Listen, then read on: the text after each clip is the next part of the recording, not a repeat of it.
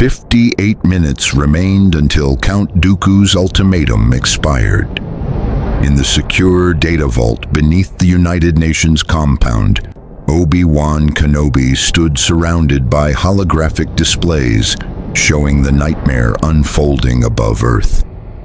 23 Republic warships and 17 Separatist vessels hung in coordinated formation, an impossible alliance that shattered every assumption about the Clone Wars.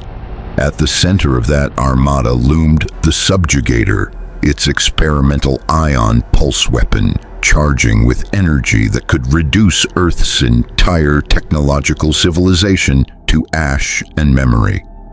"Status report," Obi-Wan said, his voice carrying the calm authority of a Jedi Master, even as his mind raced through scenarios that all ended in catastrophe. Captain Rex worked frantically at a console, his fingers flying across holographic controls with the precision of years of military training. "Sir, I've compiled all the evidence we've gathered. The coordinated orders, the financial transactions, the communication intercepts showing both Republic and Separatist forces taking direction from the same source. But the data package is massive, broadcasting it galaxy-wide with enough encryption to prevent tampering will take at least 40 minutes. "We don't have 40 minutes, Commander Cody said grimly, monitoring the Subjugator's energy readings. "That ion weapon will reach full charge in 55 minutes. If we're going to broadcast, we need to start now. And hope Earth's infrastructure survives long enough for the galaxy to see the truth," Major Sarah Mitchell added. The NASA astronaut-turned-military liaison had her own tactical displays showing Earth's pathetically inadequate defenses, scrambling to respond to a threat they had no hope of stopping. Obi-Wan closed his eyes, reaching out through the Force for guidance. The future was clouded, showing him glimpses of possible outcomes: Earth burning, the Republic falling, darkness spreading across the galaxy. But there was also light, faint but persistent, showing paths where truth became a weapon, more powerful than any ion cannon. "Begin the broadcast," he decided. "If we're going to expose the conspiracy, we do it now before they can silence us." "Sir," General Mackenzie interjected, the American military commander's face showing the strain of a man watching his world face annihilation. "Once we start broadcasting, we're committed. The Chancellor will declare us traitors. Count Dooku will move against us immediately. We'll be enemies of both sides simultaneously." "We already are enemies," Obi-Wan replied quietly. "We just haven't admitted it yet. Both the Republic and Separatists are being controlled by the same master.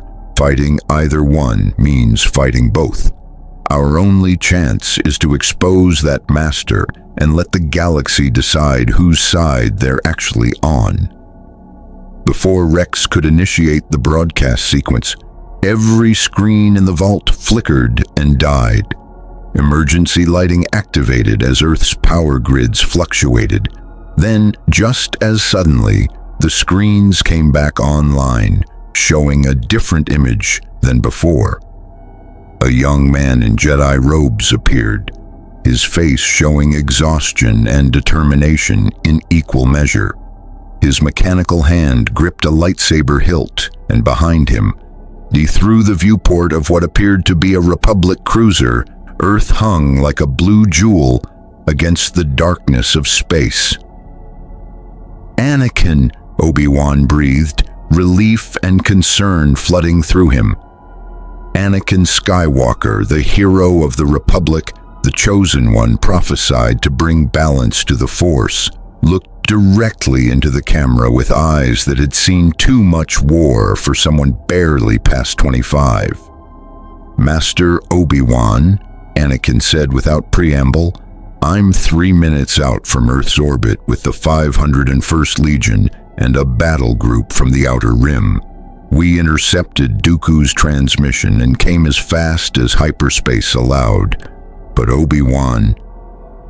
He paused, his expression darkening. The Chancellor ordered me to stand down. He said Earth's situation didn't warrant risking Republic assets. He ordered me to proceed to Coruscant immediately for consultation. And you disobeyed, Obi-Wan said, understanding immediately what that meant for his former Padawan's career. I disobeyed, Anakin confirmed, because something's wrong, Master. I've felt it for months but couldn't articulate it. Orders that don't make tactical sense. Battles we're positioned to lose. And now the Chancellor telling me to abandon Earth while a combined Republic separatist fleet threatens genocide? He shook his head.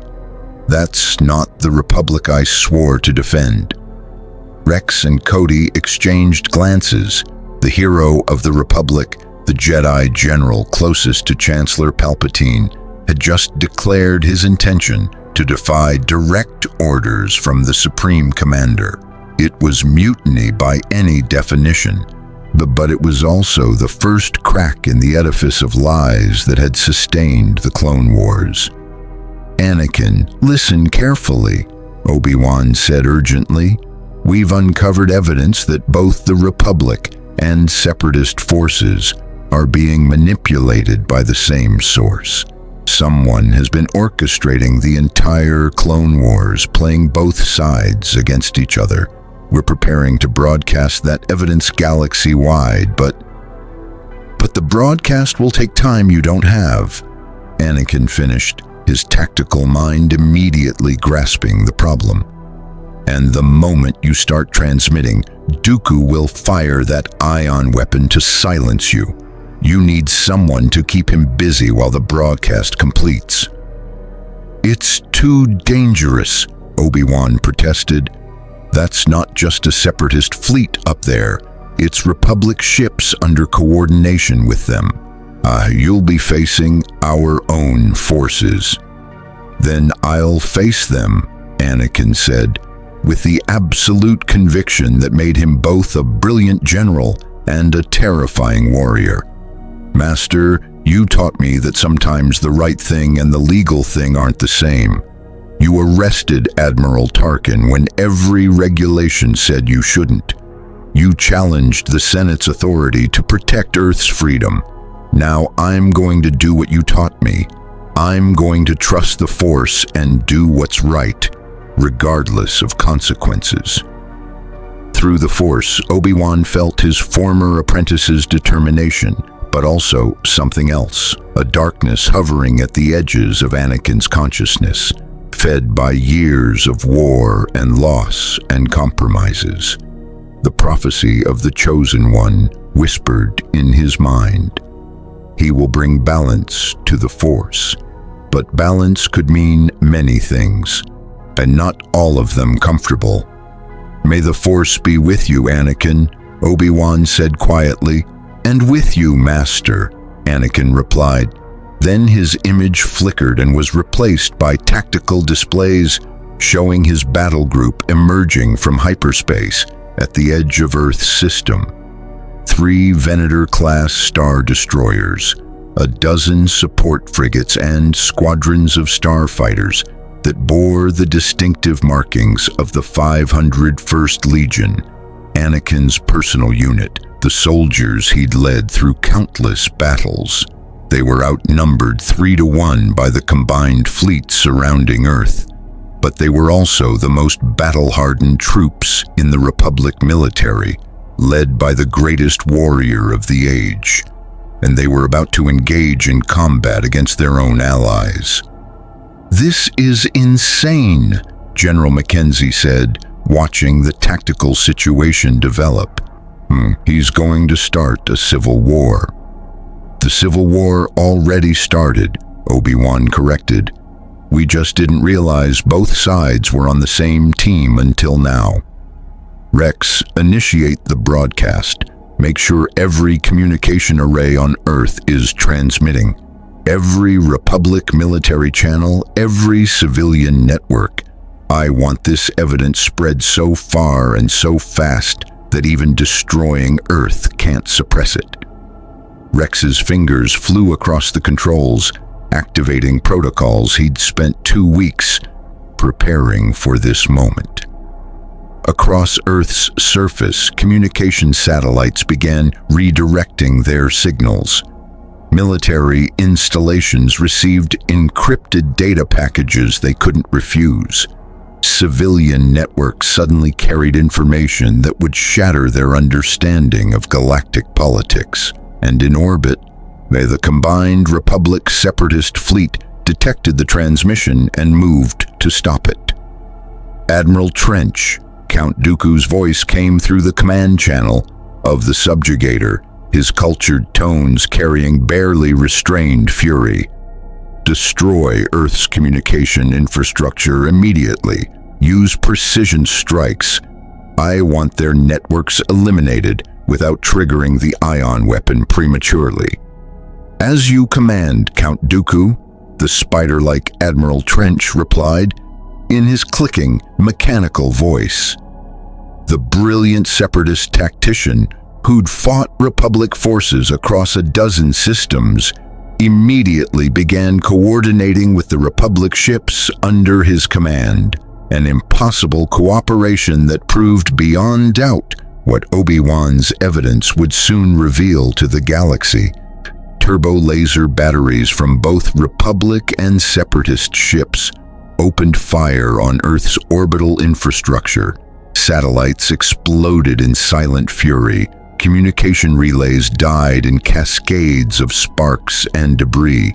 Humanity's fragile connection to space was being systematically destroyed by the very forces that claimed to protect them. But Earth's defenders had prepared for this. Deep in underground facilities, hardened military communications arrays took over from the destroyed civilian networks. The broadcast continued, now carried through channels designed to survive nuclear war. Data streamed outward from Earth, racing through hyperspace communication relays toward every corner of the galaxy. In the Jedi Temple on Coruscant, Master Yoda felt the moment the transmission reached the Republic capital. His eyes opened, ancient and sorrowful, as he accessed the data flooding through secure channels. What he saw confirmed his darkest suspicions, proof that someone in the highest levels of government had been coordinating with Count Dooku, manipulating the Clone Wars themselves. Master Windu, Yoda said quietly to his fellow council member, come, you must. See this, the Senate must. Believe it, they may not, but see it, they cannot ignore. Mace Windu joined Yoda, reviewing the evidence with increasing horror. Financial transactions showing Republic funds reaching Separatist accounts. Communication intercepts proving orders to both sides came from the same source. Deployment records demonstrating that battles were choreographed rather than fought. Casualties calculated to maintain balance rather than achieve victory. The Clone Wars were a lie. Not a civil war between competing philosophies, but a puppet show orchestrated by someone seeking to accumulate power through manufactured crisis. We need to present this to the Senate immediately, Mace said. If Palpatine is behind this, proof we need, Yoda interrupted. Suspicious the evidence makes us, but directly to the Chancellor nothing connects. Clever the Sith Lord is. Hidden in plain sight, he remains. On Earth in the UN compound, Obi-Wan watched the orbital battle develop with growing dread. Anakin's forces had engaged the combined fleet, trying to protect Earth's remaining communication infrastructure long enough for the broadcast to complete. But the young Jedi was facing an impossible situation. Republic ships he'd fought beside now turned their weapons against him. following orders that made no sense but were nonetheless legal under the military chain of command. "Anakin's taking heavy fire," Cody reported, monitoring the tactical displays. "He's outnumbered and fighting on two fronts simultaneously. Sir, even the hero of the Republic can't hold that position indefinitely." Obi-Wan knew Cody was right.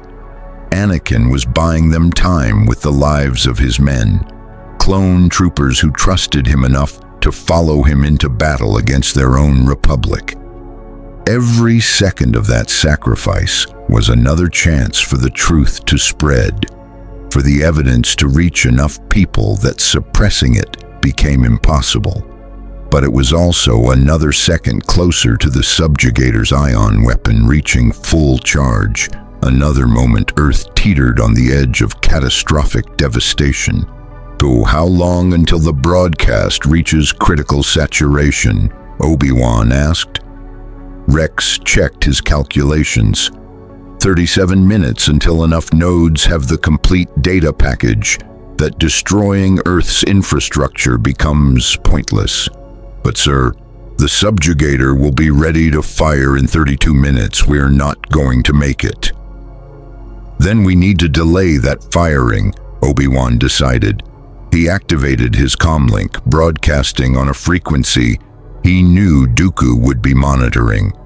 "Count Dooku, this is Obi-Wan Kenobi. I'm requesting a ceasefire and negotiation. Earth will consider surrender terms if you power down the ion weapon." It was a bluff. Earth's governments had made clear they would never surrender to occupation.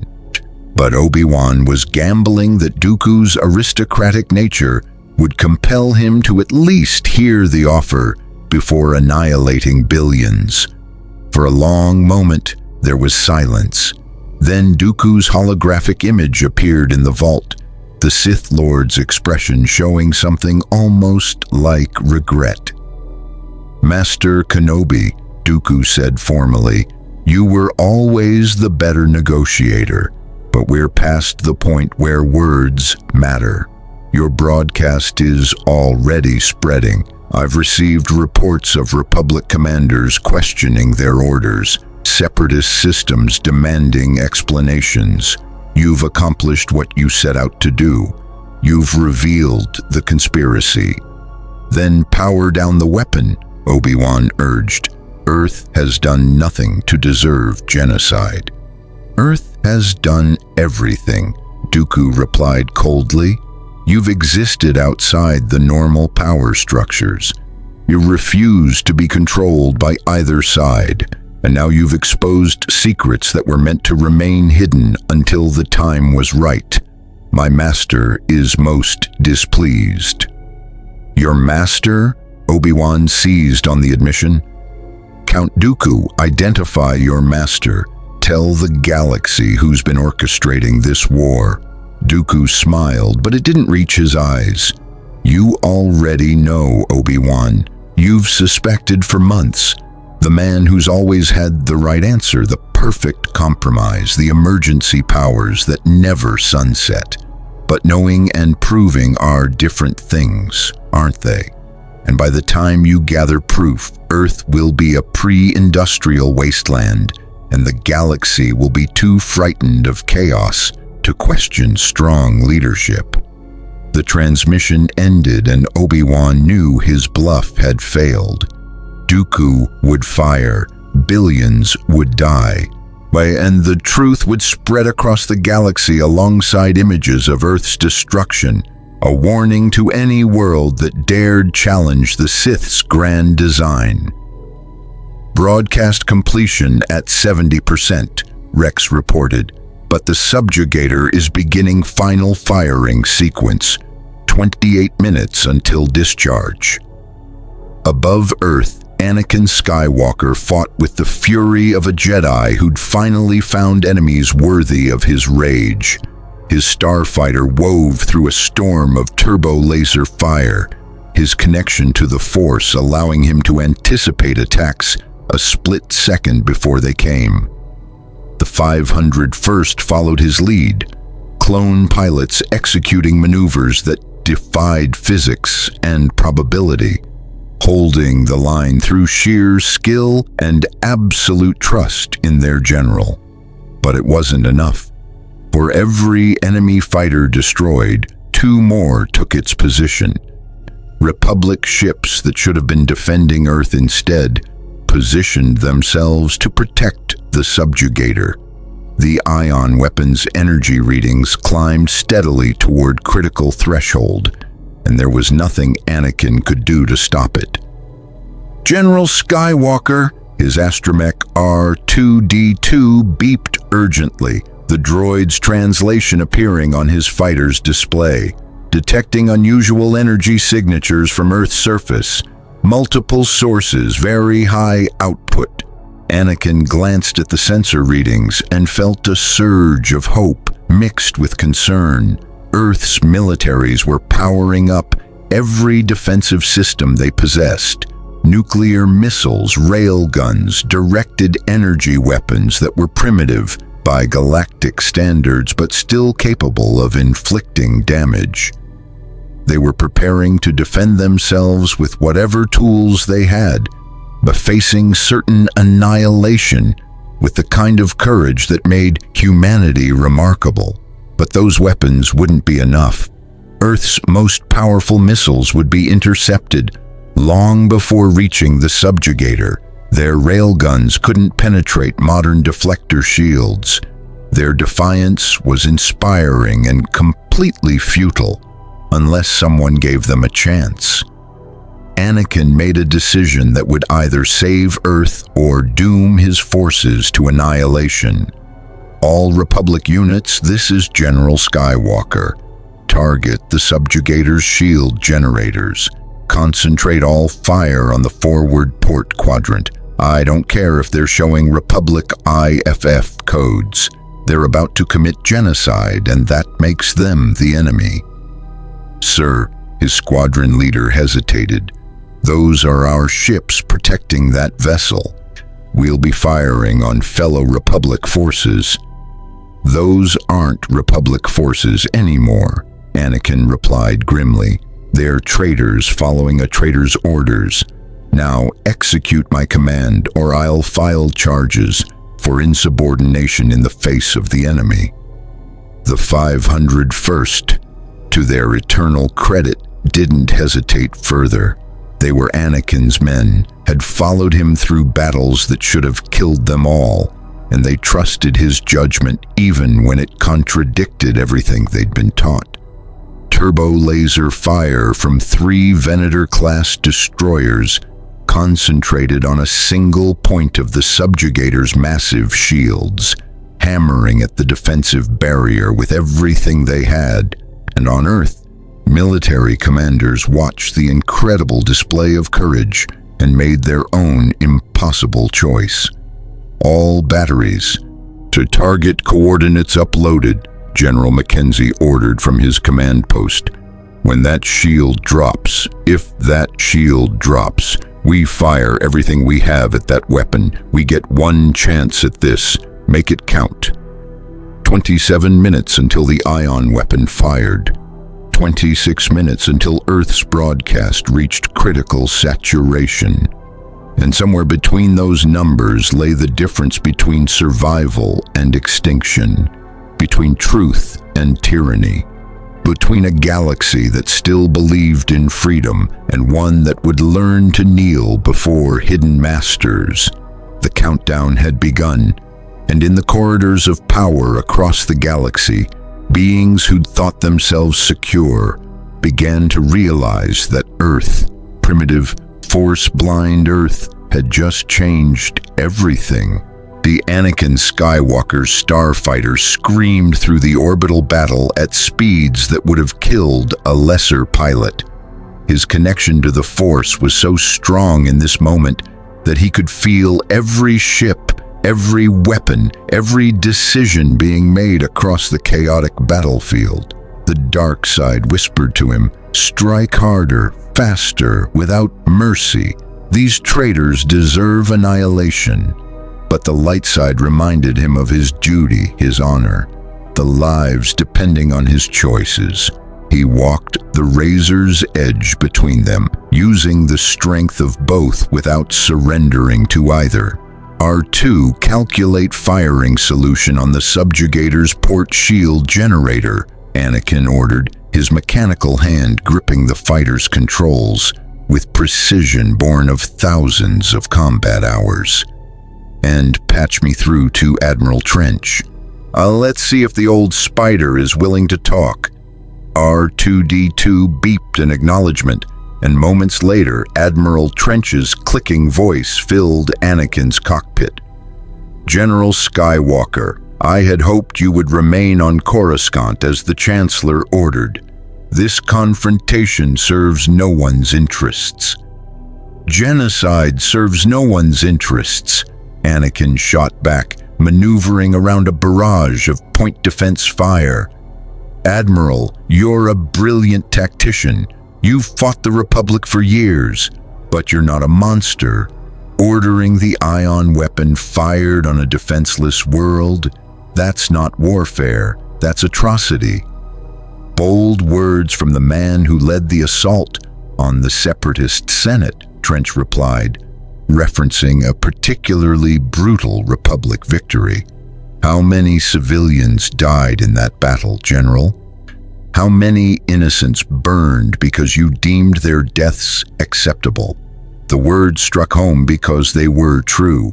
Anakin had made hard choices during the Clone Wars, had prioritized military objectives over perfect morality, but there was a difference between collateral damage in legitimate warfare and deliberately targeting civilians as an act of terror.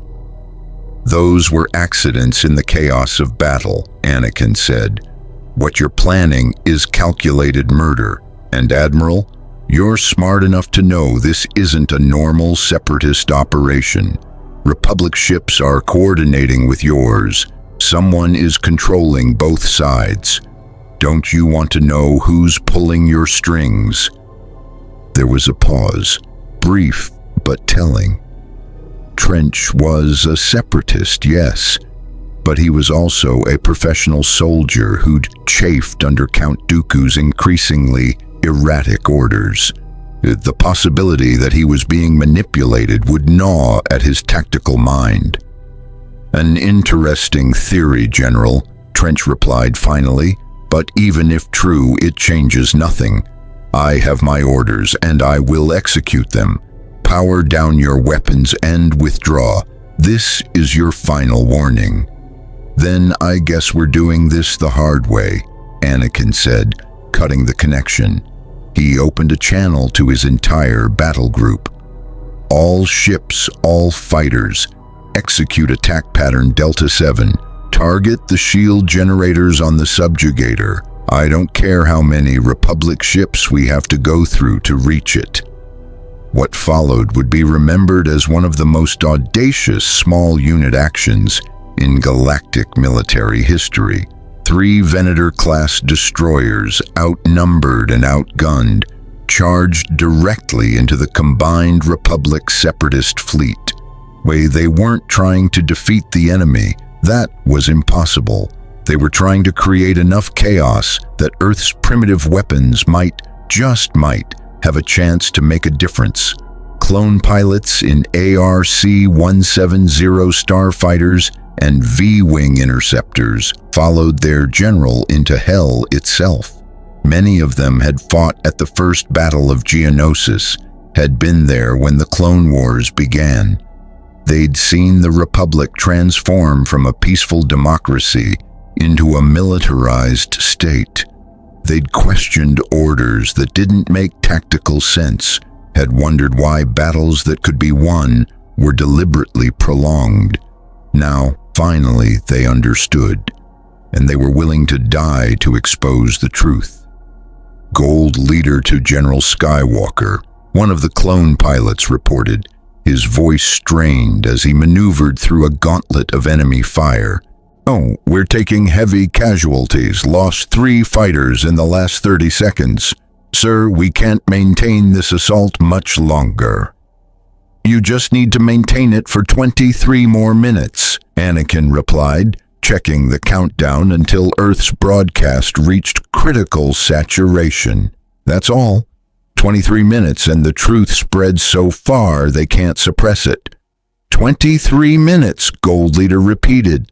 Then, with dark humor, "Well, I've had worse odds. Remember Umbara?" "Don't remind me," Anakin muttered.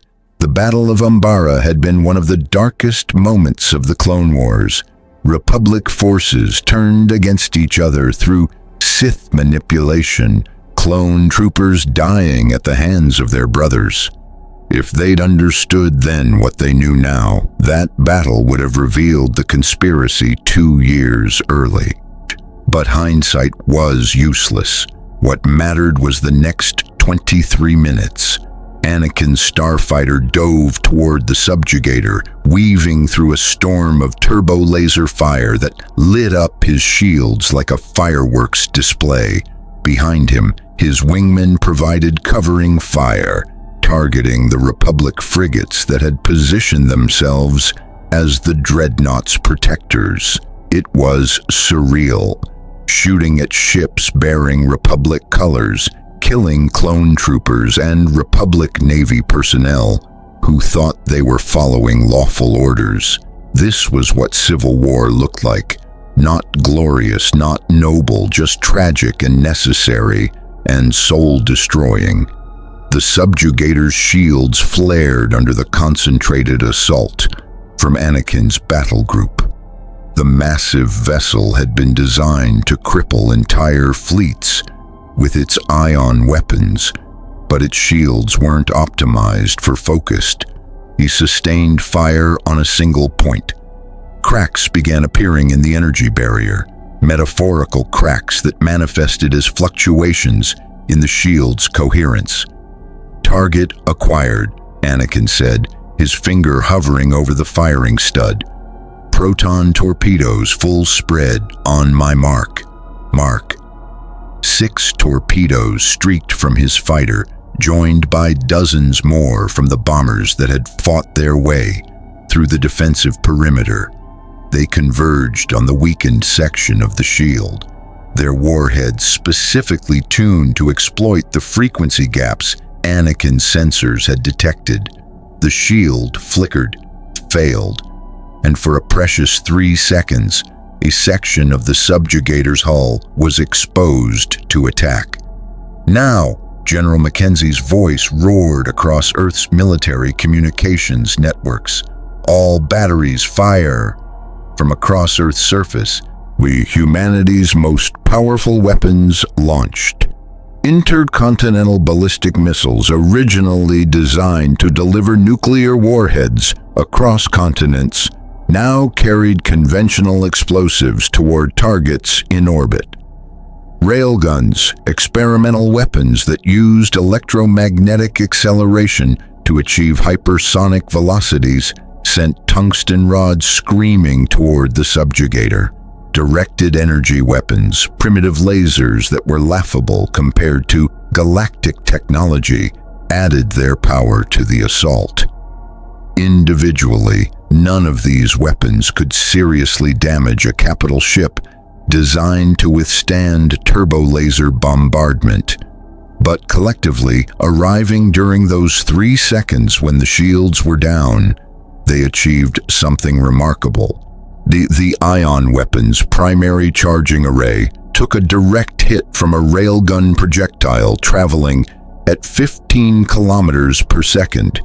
The exotic alloys that made up the weapon's focusing chamber simply couldn't withstand that kinetic impact. Metals shattered, coolant systems ruptured, and the carefully balanced energy flow destabilized catastrophically.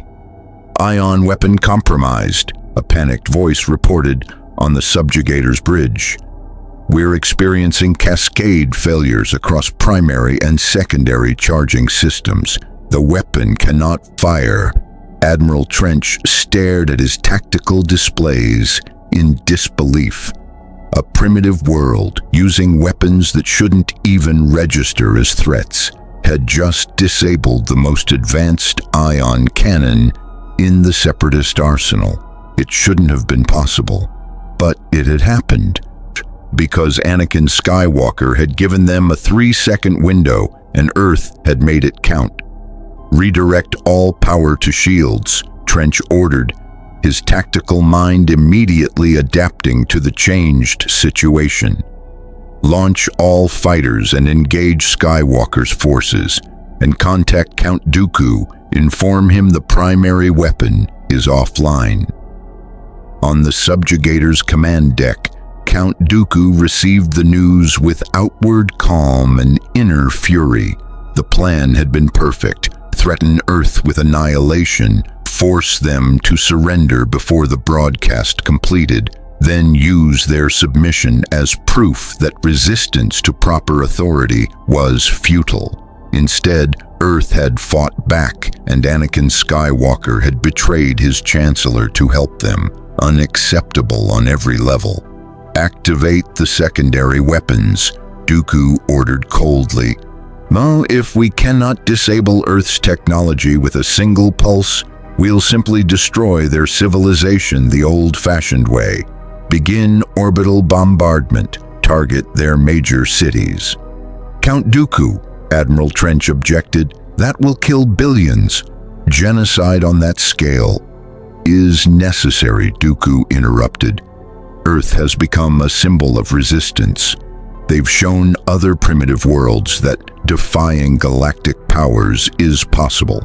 That symbol must be destroyed so thoroughly that no one dares follow their example." It was the moment when Trench made his choice. He was a warrior, yes. He'd killed countless beings in service to the separatist cause. But there was a difference between warfare and butchery, between military action and atrocity, and somewhere in the spider-like alien's complex psychology, a line existed that he would not cross. "I refuse," Trench said simply. "We are soldiers, not executioners of helpless populations. I will not order the bombardment of defenseless cities." Dooku's expression didn't change, but the temperature in the command center seemed to drop 10 degrees. "Admiral Trench, you are relieving yourself of command through insubordination. General Grievous, please escort the Admiral to detention and assume tactical control." From the shadows of the command center, a figure emerged that made even hardened separatist officers step back instinctively. General Grievous, the cyborg warrior who'd killed dozens of Jedi, moved with predatory grace toward Admiral Trench. His mechanical body radiated barely controlled violence, his yellow eyes gleaming with anticipation of conflict. "Admiral," Grievous's synthesized voice rasped, "you will come with me. Resist, and I will kill you where you stand." Trench, to his credit, maintained his dignity. "I will not resist. But mark my words, Count Dooku, this action will haunt the Confederacy. We will be remembered not as liberators, but as genocidal monsters. History will judge us harshly." "History is written by victors," Dooku replied coldly. "General Grievous, once the Admiral is secured, begin the bombardment. Start with Earth's largest population centers. Make sure their suffering is broadcast across every news network that has received their supposed evidence. Let the galaxy see what happens to those who defy proper order." Grievous's mechanical laughter echoed through the command center as he dragged Trench away. Within minutes, he'd returned and assumed the tactical station. His clawed fingers danced across the controls with disturbing gentleness, targeting calculations appearing with mechanical precision. "All batteries fire at will," Grievous ordered. "Make Earth remember why flesh is weak and metal is strong." Turbo laser fire lanced down from orbit, massive bolts of coherent energy that struck Earth's atmosphere and burned through air made superheated by their passage. The first bolt struck near Beijing, vaporizing everything in a 5-kilometer radius. Millions died instantly, their atoms dispersed before their nervous systems could register pain. On Earth's surface in the UN Command Center, Obi-Wan Kenobi watched the bombardment begin and felt his heart break. He'd tried to save Earth, had risked everything to protect them, and now he was watching them die by the billions because he hadn't been fast enough, clever enough, strong enough. "Broadcast status," he asked, his voice hollow. 89% saturation, Rex reported, his own voice strained as he watched casualties mount on the tactical displays. "Sir, we need 11 more minutes. But at current bombardment rates, Earth's major population centers will be destroyed in 8. Then we need to buy 3 more minutes," Obi-Wan said. He opened a channel to Anakin. "Anakin, they've begun orbital bombardment. Can you stop them?" "Working on it," Anakin's voice came back, accompanied by the sound of weapons fire and alarms. "But we're outnumbered 5-1, Master. I need reinforcements." "Help is on the way," a new voice said, and Obi-Wan felt hope surge through him. "This is Admiral Tarkin, approaching Earth's orbit with the 7th Fleet. General Skywalker, I'll be providing the reinforcements you requested." On the screen, hyperspace windows ripped open and a dozen Republic warships emerged. Admiral Tarkin's battle group, which had been conducting operations in the Outer Rim. They should have been weeks away, but somehow they'd arrived exactly when needed. "Admiral Tarkin," Obi-Wan said carefully, remembering their confrontation months ago. "I didn't expect you to come to Earth's aid. I didn't expect to be disobeying the Chancellor's direct orders," Tarkin replied coldly. "But I received your broadcast, Master Kenobi. I reviewed the evidence, and I realized that everything I fought for, the Republic's survival, galactic order, proper governance, has been manipulated by forces I didn't fully perceive." He paused, and when he continued, his voice carried something Obi-Wan had never heard from the iron-willed Admiral before: doubt. "I disagreed with your methods on Earth. I believed strong authority was necessary to protect these primitives from themselves. But I never believed in genocide.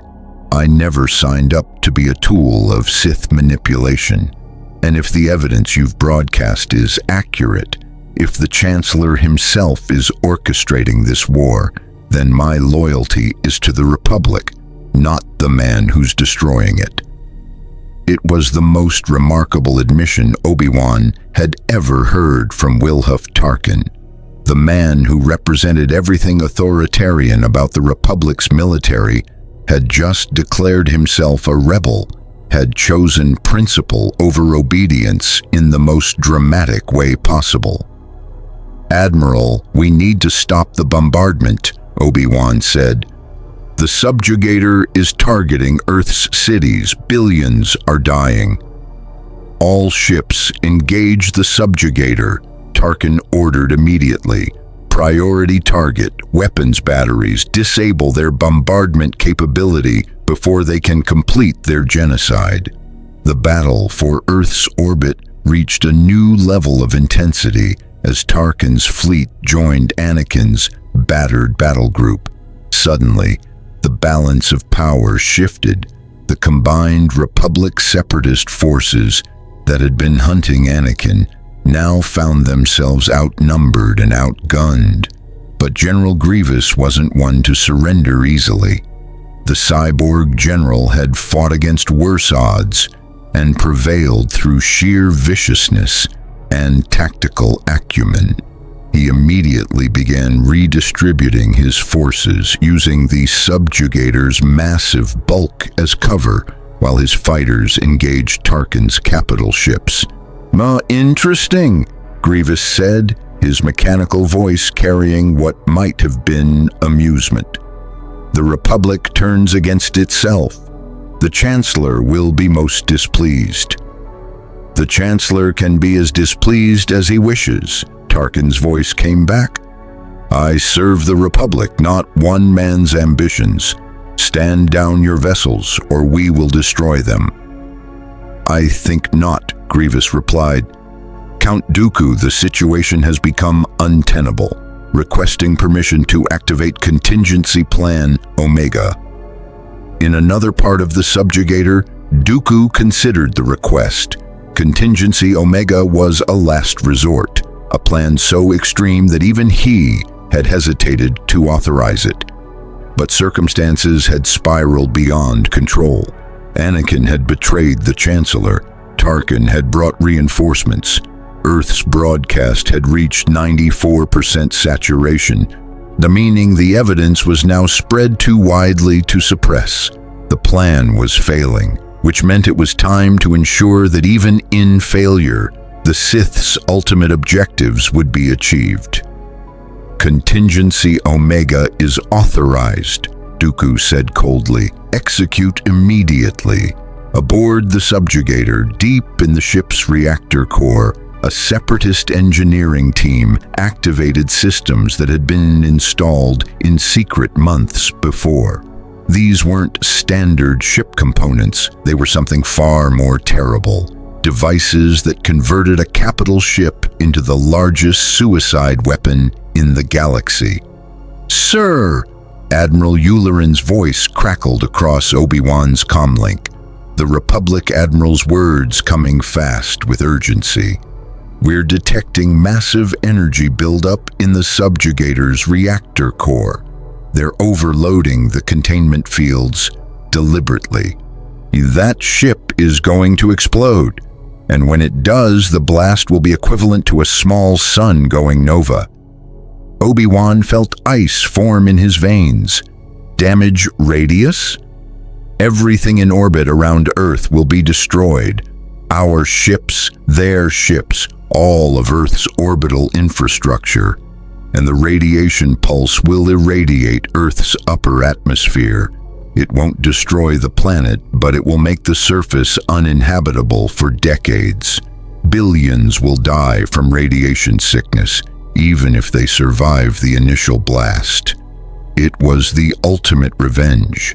If the Separatists couldn't conquer Earth, they'd make it worthless to everyone else. And in the process, they'd destroy the Republic fleet that had come to Earth's defense, eliminating witnesses to the conspiracy and creating chaos that would justify even harsher military control. How long until detonation? Obi-Wan demanded. 4 minutes, Yularen replied. Sir, we need to evacuate the orbital zone immediately. No, Anakin's voice cut in. If we evacuate, the subjugator drifts closer to Earth before exploding. The radiation pulse will be even worse. We need to push them away from the planet before the detonation. Anakin, that's suicide, Obi-Wan protested. Any ship close enough to alter the subjugator's trajectory will be caught in the blast. Then I guess I'll see you on the other side, Master, Anakin replied. And Obi-Wan could hear the sad smile in his former Padawan's voice. It's been an honor serving with you. Anakin, no. But Anakin had already cut the connection and was accelerating his flagship, the Venator-class destroyer Resolute, toward a collision course with the subjugator. So his intent was clear: use his ship's mass and momentum to push the enemy vessel away from Earth before the reactor exploded, sacrificing himself and his entire crew to save billions. It was exactly the kind of heroic, self-sacrificing, utterly reckless decision that made Anakin Skywalker the greatest warrior of his generation, and exactly the kind of decision that Obi-Wan couldn't allow him to make. Anakin, stop! Obi-Wan shouted into his comlink, reaching out through the Force to touch his former apprentice's mind. There has to be another way." "There isn't," Anakin replied, his voice eerily calm as the Resolute accelerated toward the doomed subjugator. "Master, you taught me that a Jedi uses the Force for knowledge and defense, never for attack. Well, this is defense. I'm defending billions of people who can't defend themselves. That's what we're supposed to do." Obi-Wan felt tears threatening to blur his vision. Anakin was right. This was what Jedi were supposed to do, sacrifice themselves to protect innocence. But that didn't make watching his former Padawan, his brother in all but blood, fly towards certain death any easier to bear. "The broadcast is at 97%, Rex reported quietly. "Sir, the evidence has spread far enough.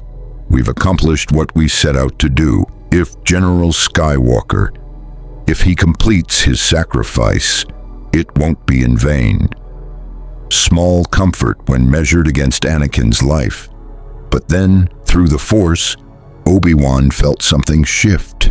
Not a change in the immediate situation, but a ripple of possibility, a path forward that he hadn't seen before. His eyes widened as he realized what the Force was showing him. "Rex, get me a shuttle," Obi-Wan ordered urgently. "Now."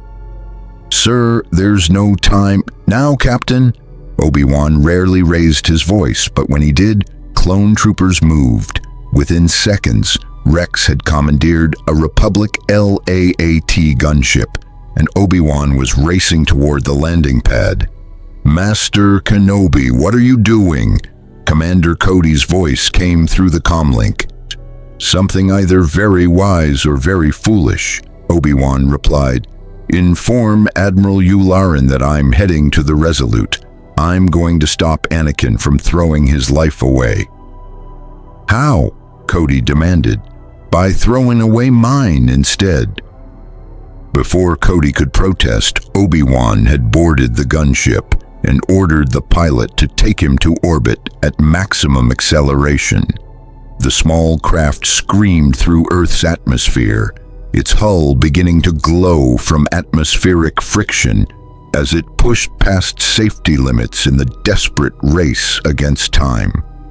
2 minutes until the subjugator exploded. 90 seconds until Anakin's ship impacted the doomed vessel. Through the Force, Obi-Wan reached out to his former apprentice with every ounce of strength he possessed. "Anakin, listen to me. I need you to delay your approach by 30 seconds. Can you do that?" He felt Anakin's surprise, then suspicion. "Master, what are you planning?" "Something that will save you and Earth," Obi-Wan replied, not entirely truthfully. "Trust me, Anakin, one more time, trust me." There was a long pause, then 30 seconds. "But Master, if this is some ploy to sacrifice yourself instead of me, then you'll tell everyone what a noble, selfless teacher I was," Obi-Wan interrupted with dark humor. "Now give me those 30 seconds. The Resolute began decelerating, its forward momentum still carrying it towards the subjugator, but buying precious time. Obi-Wan's gunship screamed through the orbital battle, dodging turbo-laser fire and explosion debris, racing toward Anakin's flagship with seconds to spare. "General Kenobi," the pilot said, his voice strained. "I'm reading 90 seconds until reactor breach. Even if we reach the Resolute, we won't have time to do anything meaningful." "We don't need time," Obi-Wan replied, standing and moving to the gunship's troop bay. "We just need proximity." The pilot didn't understand, and Obi-Wan didn't explain. What he was planning would only work if no one thought about it too hard. If he could act purely on instinct and connection to the Force, without second-guessing the impossibility of what he was attempting. The gunship's magnetic clamps seized the Resolute's hull, and Obi-Wan used the Force to tear open an emergency airlock. He dove through into the ship, his robes billowing behind him as he raced through corridors toward the bridge. Clone troopers stared in shock as he passed, but none tried to stop him. He reached the bridge with 70 seconds left. Anakin turned from the command console, his expression showing surprise and anger in equal measure. "Master, what are you doing here? I told you to stay on Earth." "And I ignored you as I have for most of your life," Obi-Wan replied calmly, moving to stand beside his former Padawan. Through the viewport, the subjugator loomed, its reactor core glowing with the sickly light of impending detonation. "Anakin, we've both been preparing for this moment since Geonosis. 2 Jedi, a doomed enemy vessel, and the choice between sacrifice and survival." "There is no choice," Anakin said. "One of us has to push that ship away from Earth." "You're right," Obi-Wan agreed. "But it doesn't have to be through ramming. Anakin, do you remember what Master Yoda taught you about moving objects through the Force? How size matters not." Anakin's eyes widened as he understood what Obi-Wan was suggesting. "Master, that's insane. That ship masses millions of tons. Even Master Yoda couldn't move something that large." "Master Yoda couldn't," Obi-Wan agreed. "But what about 2 Jedi working together? What about the greatest warrior of the age and his somewhat competent teacher, combining their strength through the Force? We've done impossible things before, Anakin. One more for old times' sake." 60 seconds until detonation. Anakin looked at the subjugator, at the mathematical impossibility Obi-Wan was proposing, at his master's calm expression that suggested he actually believed this could work, and he made his choice. "You're absolutely crazy," Anakin said, but he was smiling. "That's what I've always loved about you, Master. You make insanity sound reasonable." They moved together to the viewport, side by side as they'd stood in countless battles.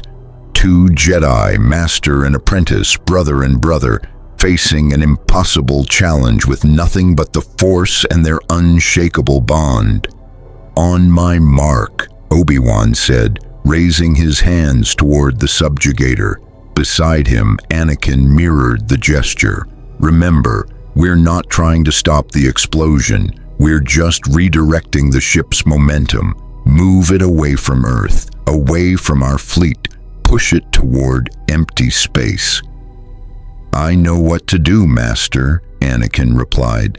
"I've only been doing this for 13 years. "Has it been that long?" Obi-Wan mused.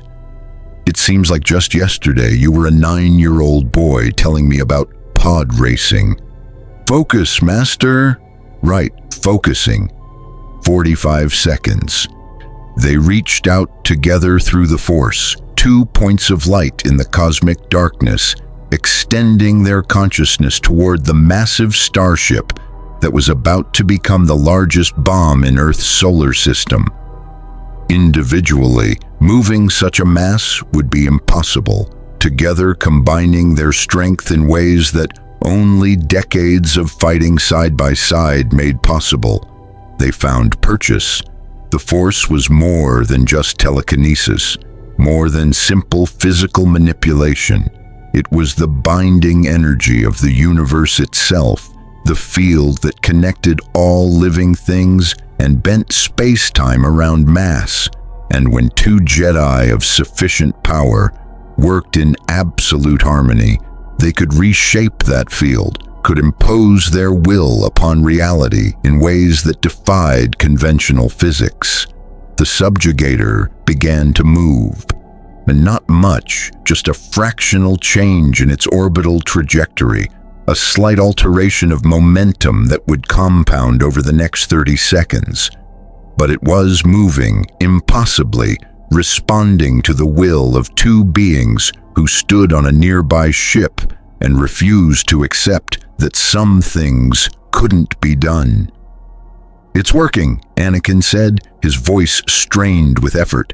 Sweat beaded on his forehead as he poured his considerable power into the task. Beside him, Obi-Wan's face had gone pale, his entire being focused on maintaining the Force connection. 30 seconds. The subjugator's trajectory shifted more noticeably now. Admiral Yularen, watching from his own ship, saw the impossible occurring and immediately understood what the Jedi were attempting. All ships move away from the subjugator's new trajectory, to give them room to work. But maintaining the Force push was taking a terrible toll on both Jedi. Obi-Wan felt something tear deep in his connection to the Force, a fundamental strain that would leave scars on his spirit. Beside him, Anakin was drawing on reserves of power that bordered on the dark side, his desperation to save Earth pushing him toward methods the Jedi Order would have condemned. 20 seconds. "I can't hold it much longer," Obi-Wan gasped. His vision was graying at the edges, his body approaching the absolute limits of what a mortal form could endure. "You don't have to," Anakin replied. "I've got this, Master. Let go. I'll finish it." "Anakin, you can't. Watch me." And Obi-Wan felt Anakin's power surge beyond anything he'd sensed before. His former Padawan wasn't just using the light side of the Force. He was drawing on everything, light and dark, channeling power that made him burn like a star in Obi-Wan's Force sense. It was glorious and terrifying in equal measure, the raw potential of the Chosen One, unleashed without restraint. The subjugator moved faster, its trajectory now clearly diverging from Earth's orbital zone. In 10 seconds, it would be far enough away that the explosion wouldn't irradiate Earth's atmosphere. In 10 seconds, billions of lives would be saved. But the cost? Obi-Wan watched as Anakin pushed himself beyond any safe limit, saw his former apprentice's eyes beginning to show the yellow tinge that marked dark side corruption. "Anakin, stop! You're going too far." "It's fine," Anakin said, his voice strange, resonant with power that wasn't entirely his own. "I can handle it. I'm the Chosen One, remember? I was born for this." 10 seconds. The subjugator was far enough away now. Anakin could stop, could release his Force grip, and let the ship drift to its detonation without further intervention. But he didn't stop. He kept pushing, kept pouring power into the task, kept drawing on forces that no Jedi should touch. "Anakin!" Obi-Wan grabbed his former Padawan's shoulders, physically shaking him. "It's done! Let it go!" 5 seconds. Anakin's eyes cleared, the yellow tinge fading as he realized what he'd been doing. He released his Force grip, staggering backward into Obi-Wan's arms, both Jedi utterly exhausted. 3 seconds. "We did it!" Anakin whispered. "We actually did it!" 2 seconds. "Yes," Obi-Wan agreed, holding his brother close. "We did it together." 1 second. The subjugator exploded. The detonation was visible from Earth's surface, a new star that briefly outshone the sun as the massive reactor core converted matter to energy in a catastrophic chain reaction. The blast wave expanded at relativistic speeds, vaporizing everything in a 1,000-kilometer radius. Republic and Separatist ships that hadn't cleared the zone died instantly, their shields and hulls meaningless against forces normally contained at stellar cores. But Earth survived. The radiation pulse passed harmlessly through space now clear of inhabited vessels.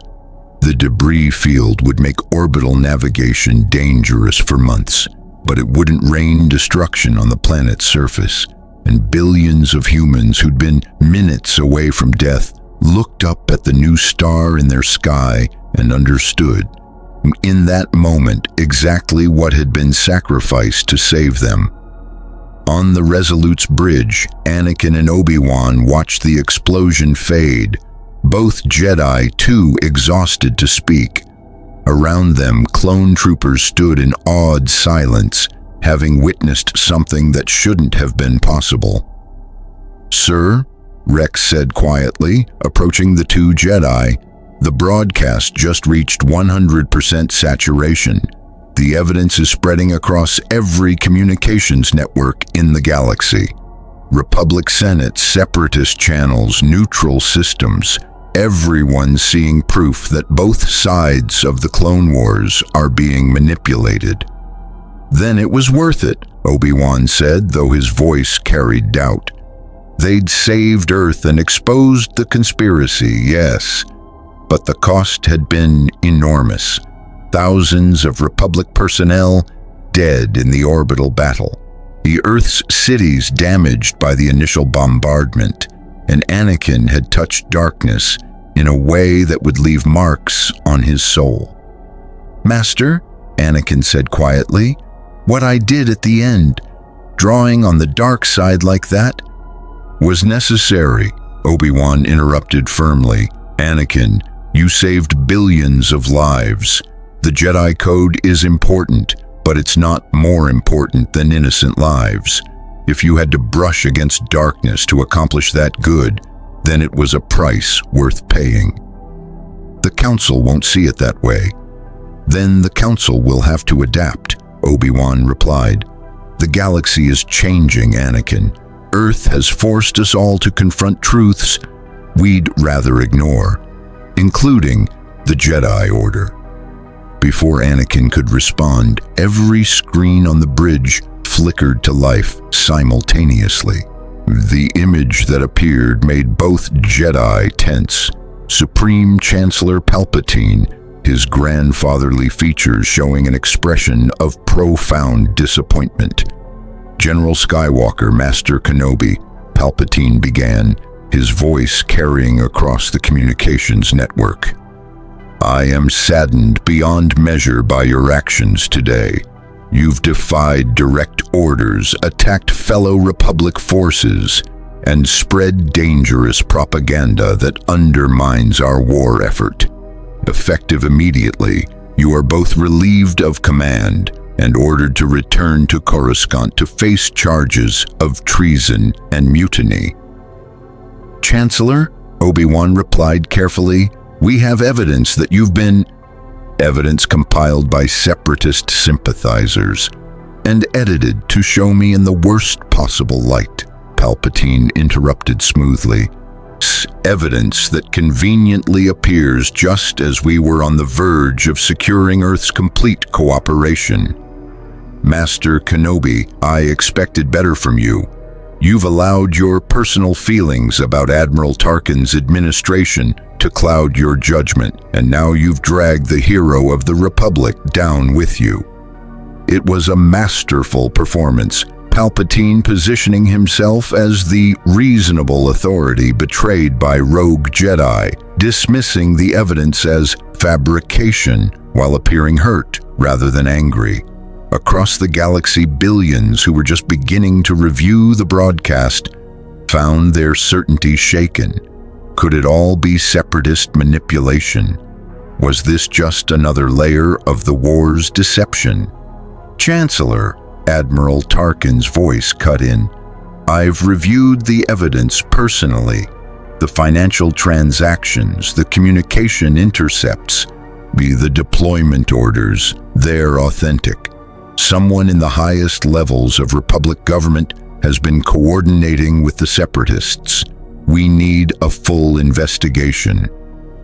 "And we shall have one, Admiral," Palpatine agreed readily. "A thorough, transparent investigation conducted by the Senate Intelligence Committee. But until that investigation concludes, I cannot have Jedi generals who've proven themselves willing to attack Republic forces remaining in positions of command. Surely you understand the security implications." It was a trap as elegant as it was effective. Palpatine was calling for investigation while simultaneously neutralizing the investigators. By the time any Senate committee waded through the bureaucratic morass of reviewing evidence, public attention would have moved on, and the moment of revelation would be lost. Unless someone forced the issue now, publicly and dramatically. Chancellor, Obi-Wan said, making a decision that would either expose the Sith or end his career. I formally request that you submit to a Force examination by the Jedi Council. If you're innocent of these charges, such an examination will prove it beyond doubt. If you refuse, well, that itself would be revealing. Silence fell across the communications network. Palpatine's expression didn't change, but through the Force, Obi-Wan felt something shift. A sudden spike of anger quickly suppressed, a predatory attention focusing on him with an intensity that was almost physical. "Master Kenobi," Palpatine said, his voice still gentle but with an undertone like ice. "Are you suggesting that the Supreme Chancellor of the Galactic Republic submit to invasive mental examination based on fabricated evidence? Are you really willing to set that precedent? If it clears your name and restores trust in government, yes," Obi-Wan replied. "Chancellor, you've repeatedly asked for the Jedi's trust, for our support in these difficult times. Now I'm asking for yours. Prove your innocence through the one method that cannot be falsified. The Force does not lie." "The Force does not lie," Palpatine agreed, "but Jedi interpreting what the Force tells them can be mistaken, can be biased, can see what they want to see rather than objective truth. I will not subject myself to such an examination, Master Kenobi. Not because I fear what it might reveal, but because I refuse to establish the precedent that elected officials must prove their innocence to religious orders."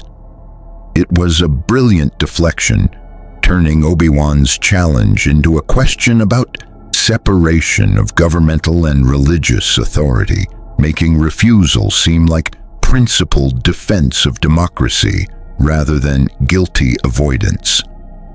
"Then we're at an impasse," Obi-Wan said. "You want us to return to Coruscant for trial. We want you to submit to Force examination. Neither of us trusts the other's process." "Not quite an impasse," Palpatine replied, "because I have the authority of law and the Senate behind me, while you have only your own certainty. Return to Coruscant, Masters. Face your trial, and we'll see whose version of truth the galaxy accepts." The transmission ended, leaving the Resolute's bridge in tense silence.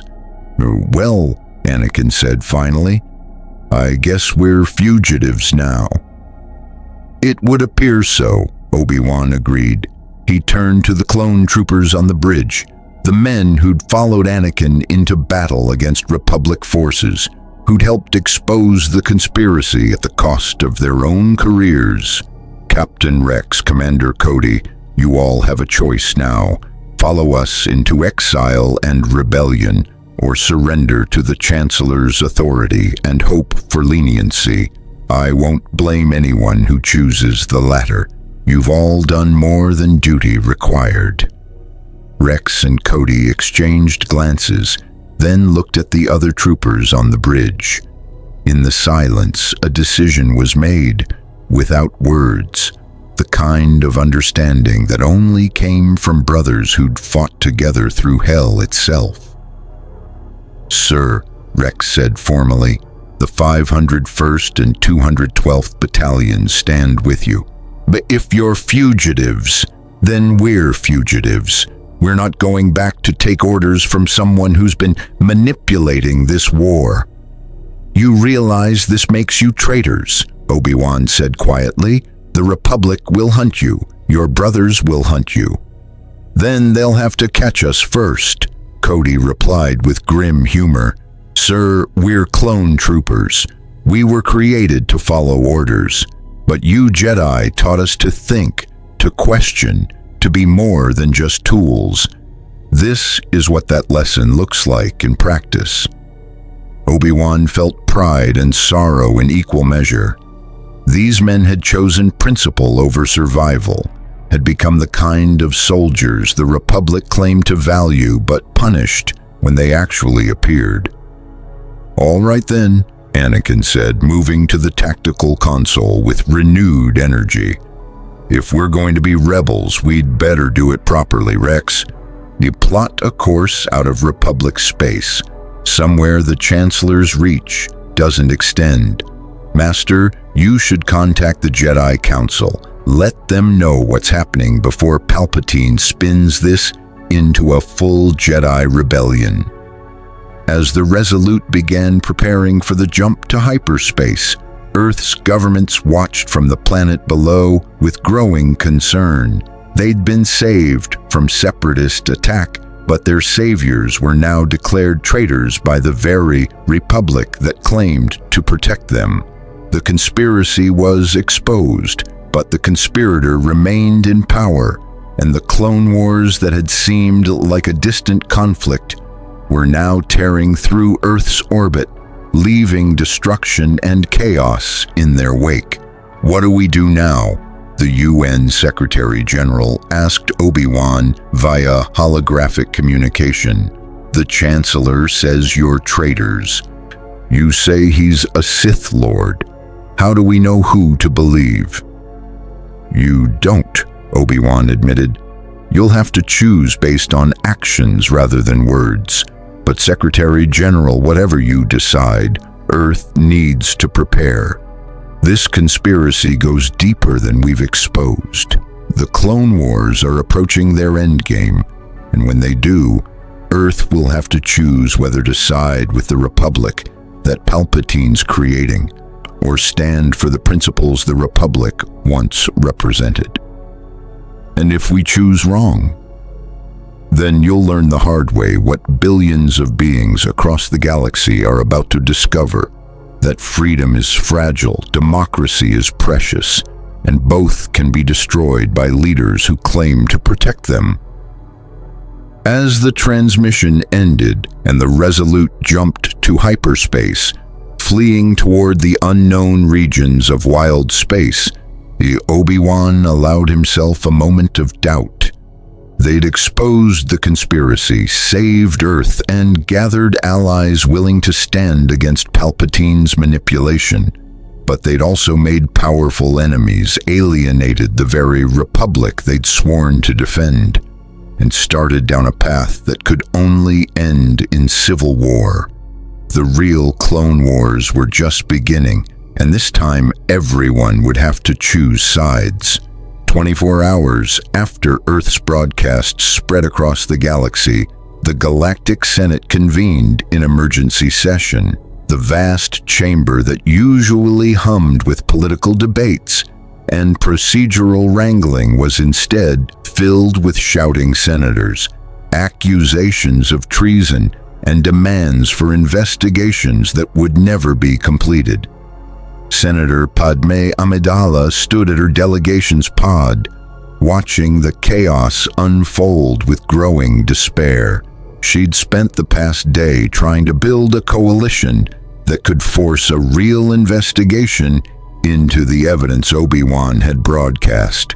But Palpatine had moved faster, using his emergency powers to frame the narrative before most senators even finished reviewing the data. "The evidence is clearly fabricated." Senator Orn Freeta's voice boomed across the chamber. "The separatist propaganda designed to turn us against our own Chancellor in our moment of greatest crisis." "Then explain the financial transactions," Senator Bail Organa shot back, pulling up holographic displays. "These show Republic military funds being transferred to separatist accounts through a series of shell corporations. The banking codes are authentic. I've had them verified by independent auditors." Stolen codes, another senator argued. The separatists have infiltrated our government at every level. This is exactly the kind of operation they'd run to destabilize our leadership. Padme had heard variations of these arguments for hours. No matter how compelling the evidence, there was always an explanation that allowed senators to dismiss it, to maintain their comfortable illusions about the war and the chancellor, who'd accumulated such extraordinary power. Fellow senators, Palpatine's voice cut through the chaos, his tone carrying the perfect mixture of wounded dignity and paternal patience. Please, I understand your concerns. These are grave accusations that demand serious investigation. But I must ask, do we really believe that I, who have served the Republic faithfully for decades, who has sacrificed my privacy and personal life to guide us through this terrible war, would betray everything I've worked for? It was a rhetorical masterpiece. Palpatine wasn't denying the evidence. He was positioning himself as above suspicion, making any accusation seem like ingratitude for his service. Chancellor, Padme said, her voice carrying clearly across the chamber, no one questions your service, but the evidence suggests someone in the highest levels of government has been manipulating both sides of this war. If you're innocent, you should welcome an investigation that would clear your name definitively. I do welcome investigation, Senator Amidala, Palpatine replied warmly, and I've already ordered the Senate Intelligence Committee to conduct a thorough review. But I cannot allow baseless accusations to paralyze our government, while the separatists threaten our existence, which is why I'm calling for a vote today, a vote to grant me temporary additional powers to address the chaos created by this separatist propaganda operation. Padme felt her stomach drop. More emergency powers. Always more emergency powers, but granted in response to crises that seemed to arise exactly when Palpatine needed to expand his authority. What additional powers? Bail demanded suspiciously. The authority to declare martial law in sectors where separatist infiltration is suspected, Palpatine explained. To temporarily suspend certain civil liberties when necessary for security, and to restructure military command to prevent rogue Jedi generals from attacking our own forces again. The chamber erupted in fresh chaos. Some senators saw exactly what Palpatine was doing, using the conspiracy exposure as justification to seize dictatorial control. Others genuinely believed these measures were necessary to prevent the Republic from tearing itself apart. This is madness, Senator Mon Mothma declared. You're asking us to grant you dictatorial powers because 2 Jedi exposed evidence of conspiracy in government. How does that logic work? The evidence hasn't been verified, Palpatine replied calmly. Until it is, we must assume it's separatist manipulation designed to create exactly this kind of division. And division, dear senators, is what will destroy the Republic if we allow it. Unity through strong leadership is our only path forward. It was the moment Padme had been dreading for 3 years. The Republic, founded on principles of democracy and freedom, voting to surrender those principles in the name of security, not through military coup or violent overthrow, but through legal procedure and democratic vote. This was how republics died, not with a bang, but with applause. I call for the vote, Palpatine said. Ye all in favor of granting the Chancellor emergency powers to address the current crisis. Padme watched in horror as pods across the chamber lit up in approval. Not a majority, not yet, but close enough that she knew Palpatine would find the votes he needed through negotiation and political pressure. By the end of the day, he would have his additional powers, and the Republic as she'd known it would cease to exist in all but name. Senator Amidala, Bail Organa's voice came through her private comm channel. We need to talk. Somewhere the Chancellor's surveillance can't reach. 30 minutes later, Padme stood in Bail's private residence, surrounded by senators who'd voted against Palpatine's power grab. Mon Mothma was there, along with several other core world representatives who'd maintained their principles despite political pressure. The vote will pass, Mon Mothma said grimly. Palpatine has the votes. By tomorrow he'll have dictatorial authority in all but name. Then we need to be prepared for what comes next, Bail replied. If Obi-Wan's evidence is accurate, and I believe it is, Palpatine won't stop with emergency powers. He's building toward something larger, a fundamental transformation of the Republic. Into what? Padme asked, though she feared she already knew the answer. An empire, Bail said quietly, with himself as emperor. He's been positioning for this since before the Clone Wars began. Every emergency, every new power, every erosion of senatorial authority, they're all steps toward the same goal. Then we resist, Mon Mothma declared. We form a coalition of senators committed to preserving the Republic's democratic principles. We investigate the evidence Obi-Wan provided publicly and transparently. We force Palpatine to either accept scrutiny or reveal himself through resistance. That's treason, one of the other senators pointed out nervously.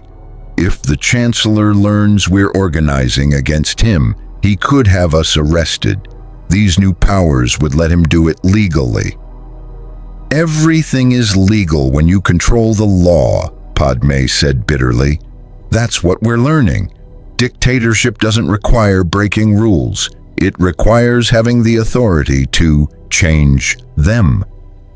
As the senators debated their response across the galaxy, the Clone Wars were fragmenting in ways no one had anticipated.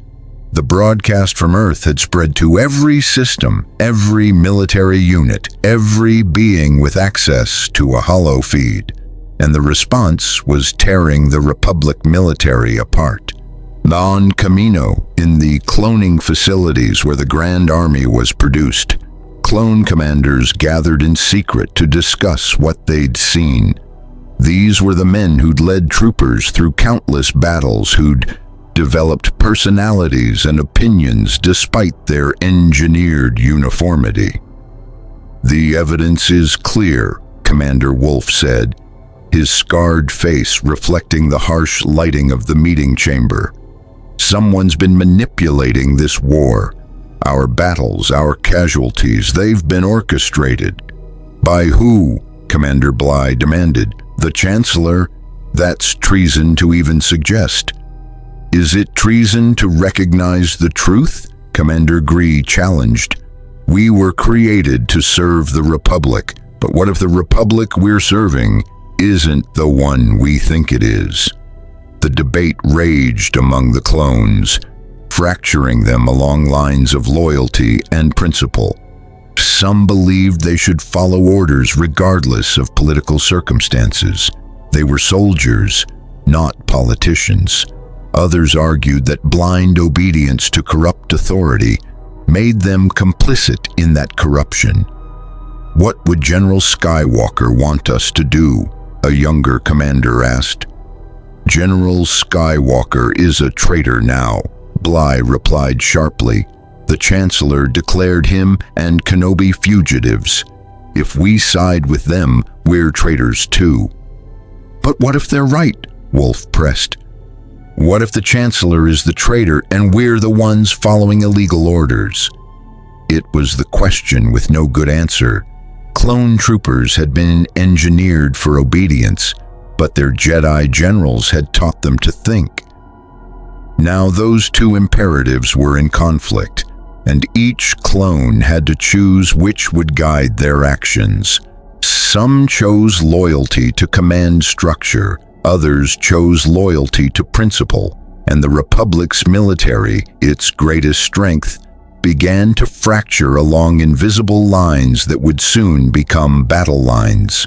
Meanwhile, on Republic warships across the galaxy, Jedi generals were facing similar crises. Master Mace Windu stood on the bridge of his flagship, receiving reports of desertions, mutinies, and confused requests for guidance that he had no way to answer definitively.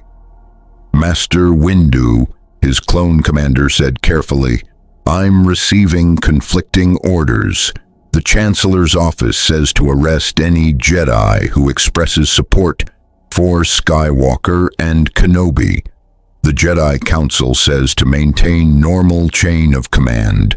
Sir, who do we follow?" It was the kind of question that revealed how fragile military discipline became when the command structure itself was compromised. Mace had spent years teaching clones to respect both civilian authority and Jedi leadership. Now those two loyalties were diverging, and he had no good answer. Follow the Jedi Council's guidance for now, Mace decided. The Chancellor's order is unprecedented and legally questionable.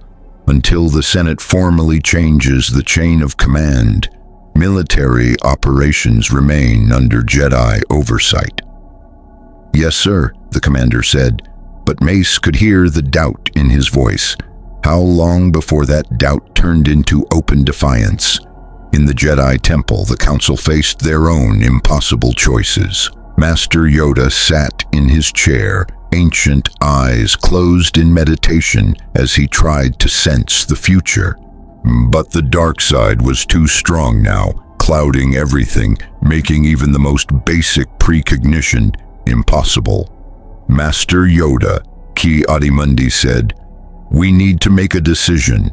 The Senate is about to grant Palpatine dictatorial powers. If Obi-Wan's evidence is correct, that makes the Chancellor the Sith Lord we've been hunting. We should arrest him now, before he consolidates his authority further." "On what grounds?" Master Plo Koon challenged. "We have evidence of conspiracy, yes, but nothing directly connecting it to the Chancellor. If we move against him without proof, we become the villains, Jedi staging a coup against elected government. But if we don't move, we allow the Sith to seize complete control," Ki-Adi-Mundi argued. "Master Yoda, what does the Force tell you?"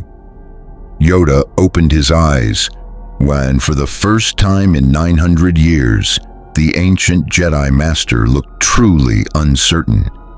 "Clouded the future is, darker than ever before. But this I sense, a choice approaches. For the Jedi, for the Republic, for the galaxy, the path we choose in the coming days will echo across generations." "Then what do we choose?" Mace Windu asked, having joined the council meeting via hologram from his flagship. "The only path we can," Yoda replied.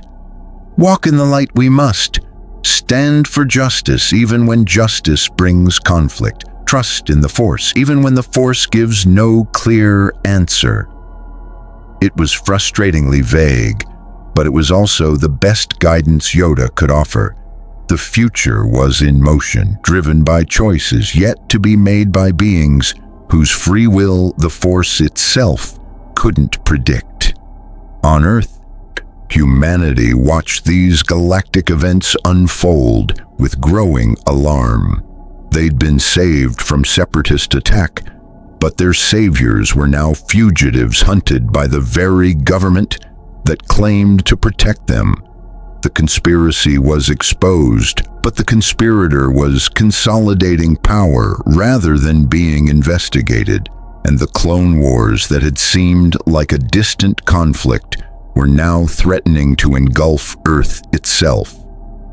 "We need to make a choice," General Mackenzie said, During an emergency meeting of Earth's military leaders, the Republic is fracturing. When it splits completely, we'll have to choose sides or try to maintain neutrality. Neither option is safe. Can we even choose sides? The British Prime Minister asked via holographic link. We're a primitive world by galactic standards. What do we have to offer either faction? Location, Admiral Sarah Mitchell replied, having been promoted after her actions during the orbital battle. Earth sits in wild space outside normal hyperspace routes. We're strategically positioned as a base for whoever controls us, and our force blindness makes us potentially valuable to whoever the Sith Lord is. We're immune to certain forms of manipulation.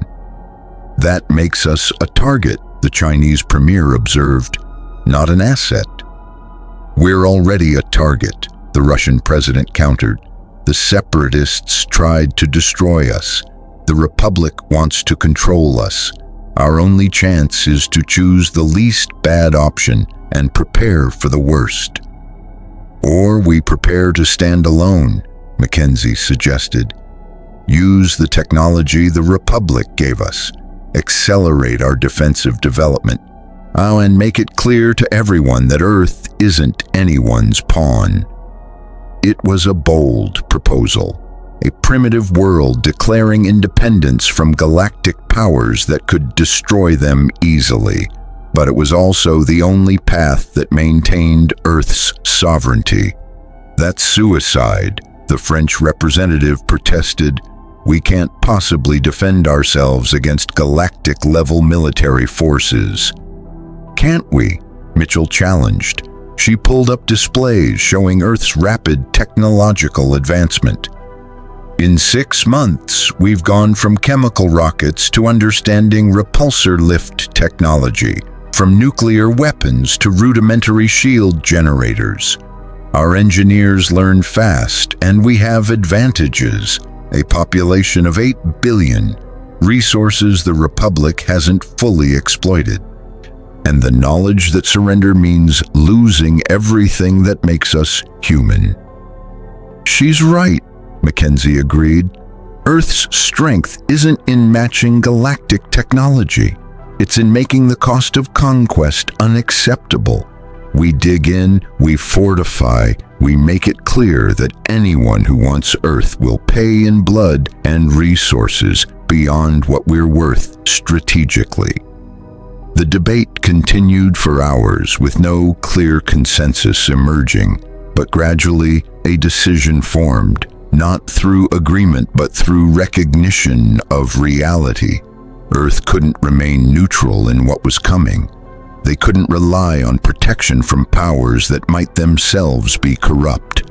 Their only option was to stand on their own, build their own defenses, and face whatever came with courage born of desperation. We declare Earth a neutral, independent state, the UN Secretary General announced finally. We accept no further Republic military presence beyond advisory roles. We negotiate trade and technology transfer with all sides, but we join none. And we make it clear that any attempt to occupy Earth will face resistance that makes the cost unacceptable. It was essentially a declaration of independence from galactic politics, Earth refusing to be anyone's colony or pawn. It was brave, foolish, and absolutely necessary if humanity wanted to maintain any semblance of autonomy. On the Resolute, hiding in an asteroid field deep in wild space, Obi-Wan received news of Earth's decision with mixed feelings. Pride that they'd chosen principle over convenience, concern that they'd made themselves targets, and hope that maybe, just maybe, their example would inspire others to resist the darkness spreading across the galaxy. Master, Anakin said, reviewing the same reports, Earth's declaration is going to make them a symbol. Every world that resists Palpatine's control will look to them as proof that resistance is possible. Which makes them a priority target, Obi-Wan replied grimly. The moment Palpatine consolidates his power, he'll move against Earth, not just to conquer them, but to destroy the symbol they represent. Then we need to be ready to defend them, Anakin decided. Master, we're fugitives now. We have a ship, loyal clone forces, and no official authority. We can fight this war the way it should have been fought all along, protecting the innocent without political considerations. Obi-Wan studied his former Padawan, seeing the conviction in Anakin's eyes, but also the dangerous edge that had appeared when he'd touched the dark side to save Earth. That power hadn't been forgotten, hadn't been purged. It lingered in Anakin's Force presence like a shadow waiting to be acknowledged. Anakin, Obi-Wan said carefully, when you moved the subjugator, you drew on the dark side. Not accidentally, not instinctively, deliberately. I did what I had to do to save billions of lives, Anakin replied, defensive. You said yourself it was worth it. It was necessary, Obi-Wan corrected. That doesn't mean it was without consequences. The dark side isn't something you can use and then discard. It leaves marks, creates appetites. I need to know, are you in control, or is that power starting to control you? Anakin was silent for a long moment. When he spoke, his voice carried honesty that must have cost him. I don't know, Master. When I touched that power, it felt right, natural, like I'd been holding back my whole life and finally stopped. That scares me. But it also felt like maybe the Jedi have been wrong about the dark side.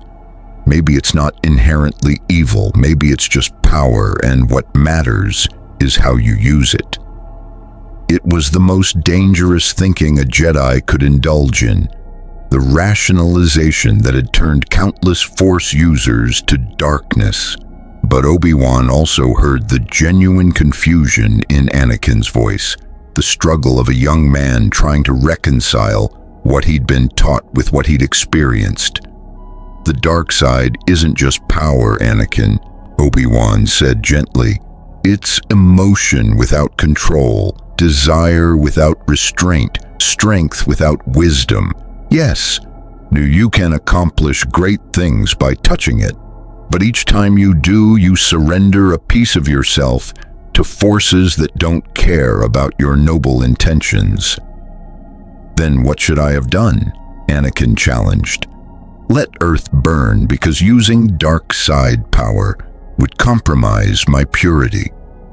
I'm not saying you made the wrong choice, Obi-Wan replied. I'm saying you need to be aware of what that choice cost you and be vigilant against paying that cost again. The dark side is seductive, Anakin. It whispers that the ends justify the means, that your good intentions protect you from corruption. But history is full of Jedi who believed that and became the very evil they fought against. Anakin nodded slowly, accepting the warning even if he didn't fully agree with it. I'll be careful, Master. I promise. But as Obi-Wan returned to planning their next moves, he couldn't shake the sense that Anakin's promise might not be enough. The Chosen One walked a razor's edge between light and dark, and every step threatened to send him plummeting into darkness. And if Anakin fell, if the most powerful Jedi of the age turned to the dark side, the consequences would be catastrophic beyond anything the galaxy had yet witnessed. The prophecy echoed in Obi-Wan's mind. He will bring balance to the Force. Balance, not victory for the light, not triumph over darkness. Balance. For the first time, Obi-Wan understood what that might actually mean, and the realization filled him with dread. In his private chambers beneath the Senate building, Darth Sidious dropped the Palpatine mask and allowed his true nature to show. Rage, cold and calculating, filled the room like a physical presence. The carefully orchestrated plan that had taken decades to construct was unraveling because of one backward planet and a handful of Jedi too principled to know when to surrender. "Lord Tyrannus," Sidious said, his voice carrying the full weight of Sith authority as Count Dooku's holographic image appeared. "Explain to me how Earth still exists, how Skywalker and Kenobi escaped, how my identity remains secret despite their broadcast." Dooku, to his credit, didn't flinch. "Master, the situation evolved beyond our predictions. Skywalker's betrayal was unexpected." "Everything Skywalker does is predictable," Sidious interrupted coldly. "He's driven by emotion, by his need to protect those he cares about. Earth became one of those obsessions, and we should have anticipated his response. Your failure, Tyrannus, was in thinking the hero of the Republic would follow orders when those orders conflicted with his precious morals." "Perhaps," Dooku acknowledged, "but Master, the situation isn't unsalvageable. Yes, the conspiracy has been exposed. Yes, clone forces and Jedi are questioning their loyalties. But you've already framed the evidence as separatist manipulation. The Senate is granting you additional powers. Within days, you'll have the authority to declare martial law across the Republic, which accelerates the timeline uncomfortably," Sidious replied. "I needed more time to position military forces to ensure key systems would support the transition. Now I'm forced to move faster, which increases the risk of resistance forming before I can crush it." "Then crush it decisively," Dooku suggested. "Use your new powers to arrest key senators, Organa, Amidala, Mon Mothma. Charge them with treason based on their defense of Kenobi's accusations. With the opposition leadership imprisoned, resistance will crumble." Sidious considered the proposal. It had merit. Removing opposition leadership would leave the resistance headless, unable to coordinate effectively, but it was also crude, the kind of obvious tyranny that would make his transition from Chancellor to Emperor look like exactly what it was, a coup. "No," Sidious decided. "We need a catalyst. Something so shocking, so terrifying, that the Senate begs for authoritarian protection rather than having it imposed upon them. Earth provided that catalyst once. Perhaps they can do so again." "Master, tell me, Tyrannus, how difficult would it be to stage a second attack on Earth, one that appears to come from rogue Republic forces?" Dooku's holographic image flickered as he processed the implications. "You want to make it appear the Republic military is attacking Earth? Master, that would require sacrifices." "Yes," Sidious agreed, "but necessary ones.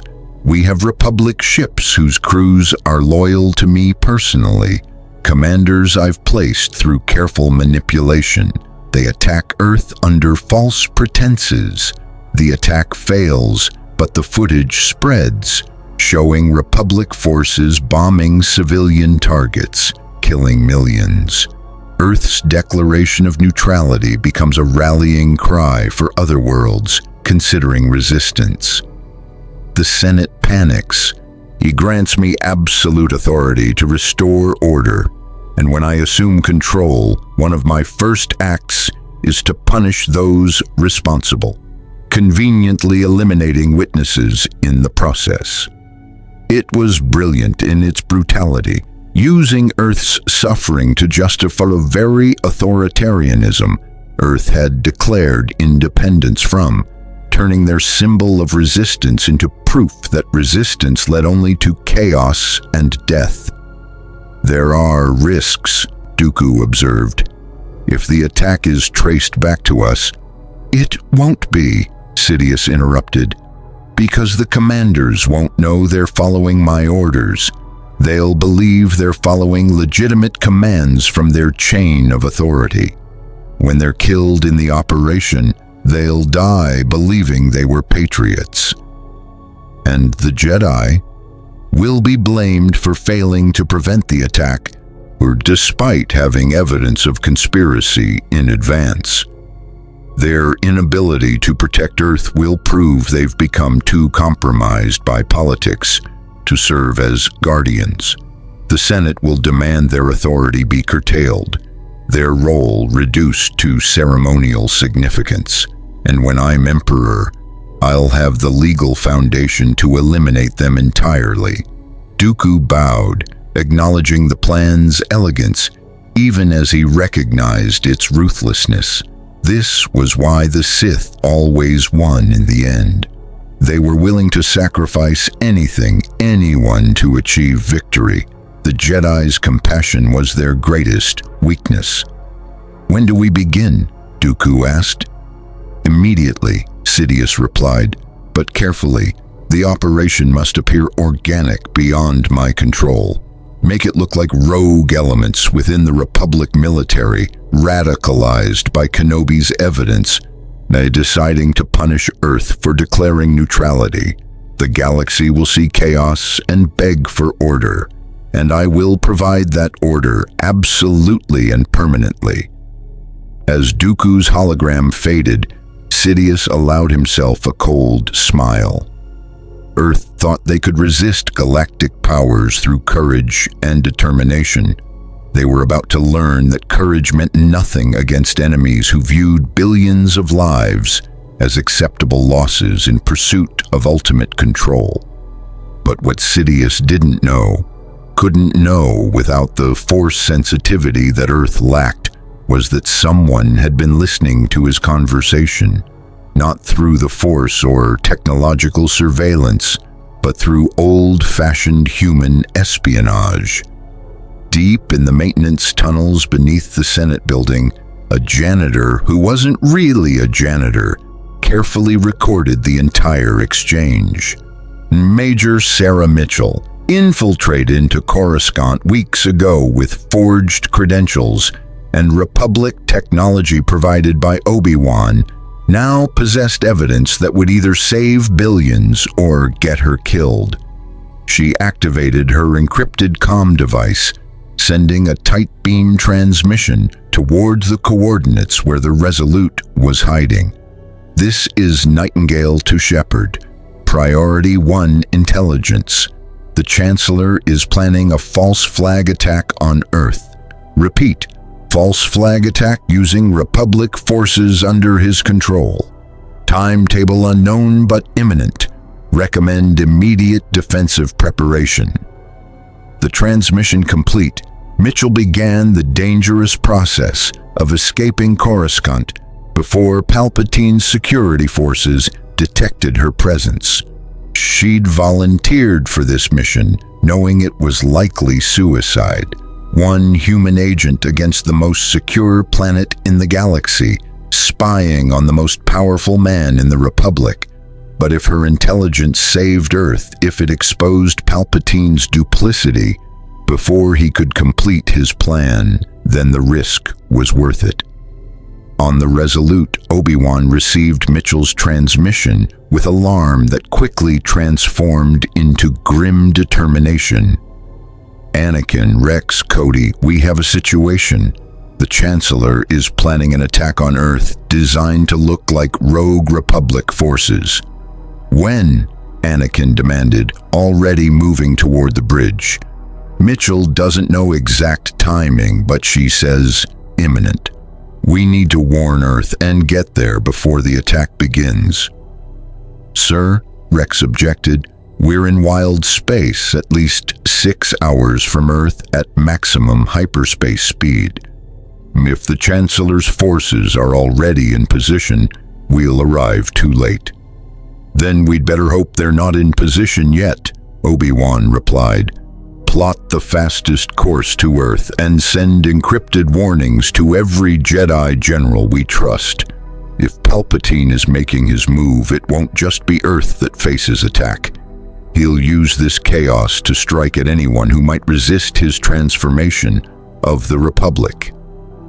"Master," Anakin said quietly, as the Resolute prepared for the jump to hyperspace, "if we fail, if Earth falls, then the symbol of resistance dies and every other world loses hope," Obi-Wan finished, "which is why we cannot fail. The Force brought us to Earth, Anakin. It showed us a world outside normal galactic politics, beyond Sith manipulation. That wasn't coincidence, it was preparation. Earth represents the future, whether the galaxy knows it yet." The Resolute jumped to hyperspace, racing toward Earth at speeds that stressed the engines beyond safety limits. Behind them, across the galaxy, the conspiracies and counter-conspiracies that had defined the Clone Wars were reaching their culmination. The endgame had begun. On Coruscant, in the Jedi Temple, Master Yoda felt the disturbance in the Force, a massive shift, like a wave gathering before it crashed upon the shore. He opened his eyes and reached for his comlink, calling an emergency council session. "Masters," Yoda said when the council assembled, "sense it. You must. The dark side grows stronger by the hour. The Sith Lord makes his final move. Prepare, we must, for war unlike any we have fought before." "War against whom?" Ki-Adi-Mundi asked. "The Separatists?" "Against everyone who would resist his rule," Yoda replied grimly. "Clone troopers, Jedi, senators, entire systems. The Clone Wars were preparation, testing our loyalty, identifying who would resist. Now comes the culling." "Then we should arrest the Chancellor immediately," Mace Windu insisted. "Strike before he's ready." "Ready he already is," Yoda countered. "Arrest him, we attempt, and trigger the trap he has prepared. But stand idle we cannot. Choose carefully we must when and how to act." "Master Yoda," Shakti said, "if the Chancellor is the Sith Lord, then the clone army, created under his orders, controlled through chain of command that leads to him, might be his weapon. When he gives the order, they could turn on us." It was the nightmare scenario the Council had discussed in whispers for years, but never seriously planned for. What if the Grand Army, created to defend the Republic, was actually designed to destroy it? What if every clone trooper was an assassin waiting for activation? "Alert all Jedi," Mace ordered. "Tell them to be prepared for clone forces to become hostile. Don't act prematurely. We need proof before we turn our own army into an enemy. But be ready." Across the galaxy, Jedi generals received the warning and struggled with its implications. Fight beside clone troopers they'd led for 3 years, while preparing for those same troopers to potentially become executioners. It was impossible to reconcile with the bonds they'd formed, the trust they'd built. But the Force whispered warnings none of them could ignore. On Earth, military commanders received Obi-Wan's warning and immediately elevated defensive readiness to maximum. Satellites watching the system's edge detected hyperspace signatures, Republic ships arriving in formations that suggested attack rather than defense. "This is it," General Mackenzie said from his command post. "Everyone to battle stations. All civilian populations to emergency shelters. Active all defensive systems we have, no matter how primitive. If they want Earth, they're going to pay for it." Across Earth's surface, air raid sirens wailed for the second time in 6 months. But this time, humanity was more prepared. Hundreds of thousands had been trained in Republic technology. Shield generators, rudimentary but functional, activated over major cities. The space defense platforms built with Republic assistance powered up their weapons. Earth wouldn't win this battle, but they'd make victory costly enough that the galaxy would remember. The Republic warships, 5 Venator-class destroyers, under the command of officers Palpatine had carefully selected for their loyalty and moral flexibility, approached Earth's orbit with weapons armed. Their commanders had received orders they believed came through legitimate chain of command. Earth's neutrality declaration was a cover for separatist alliance. The planet needed to be secured immediately, using whatever force necessary. They believed they were patriots. They didn't know they were pawns. All batteries target Earth's defensive installations, the lead commander ordered. Begin bombardment. Make this quick and minimize civilian casualties where possible. It was the last shred of mercy Palpatine had allowed them, the belief that they were conducting legitimate military operation rather than committing genocide. They would die still thinking themselves heroes. The Republic fleet opened fire on Earth's defenses, turbo laser bolts streaking down from orbit toward shield generators and weapons platforms. Earth's defenses responded, rail guns and missiles and primitive lasers, creating a storm of fire that was visually impressive but tactically inadequate. Then the Resolute emerged from hyperspace, positioning itself between Earth and the attacking fleet. "This is General Anakin Skywalker to all Republic vessels." Anakin's voice boomed across military frequencies. "Stand down immediately. You are attacking a neutral world under false pretenses. Your orders originate from corrupt authority. Stand down or I will disable your ships." "General Skywalker," the fleet commander replied, clearly confused. "You're a declared traitor. We have orders to arrest you on sight, and our orders regarding Earth came through proper channels." "Your orders came from the Sith Lord who's been manipulating this war since it began." Anakin interrupted. "The Chancellor is Darth Sidious.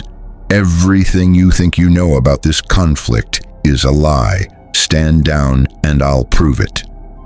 There was a pause as the commander processed this impossible information.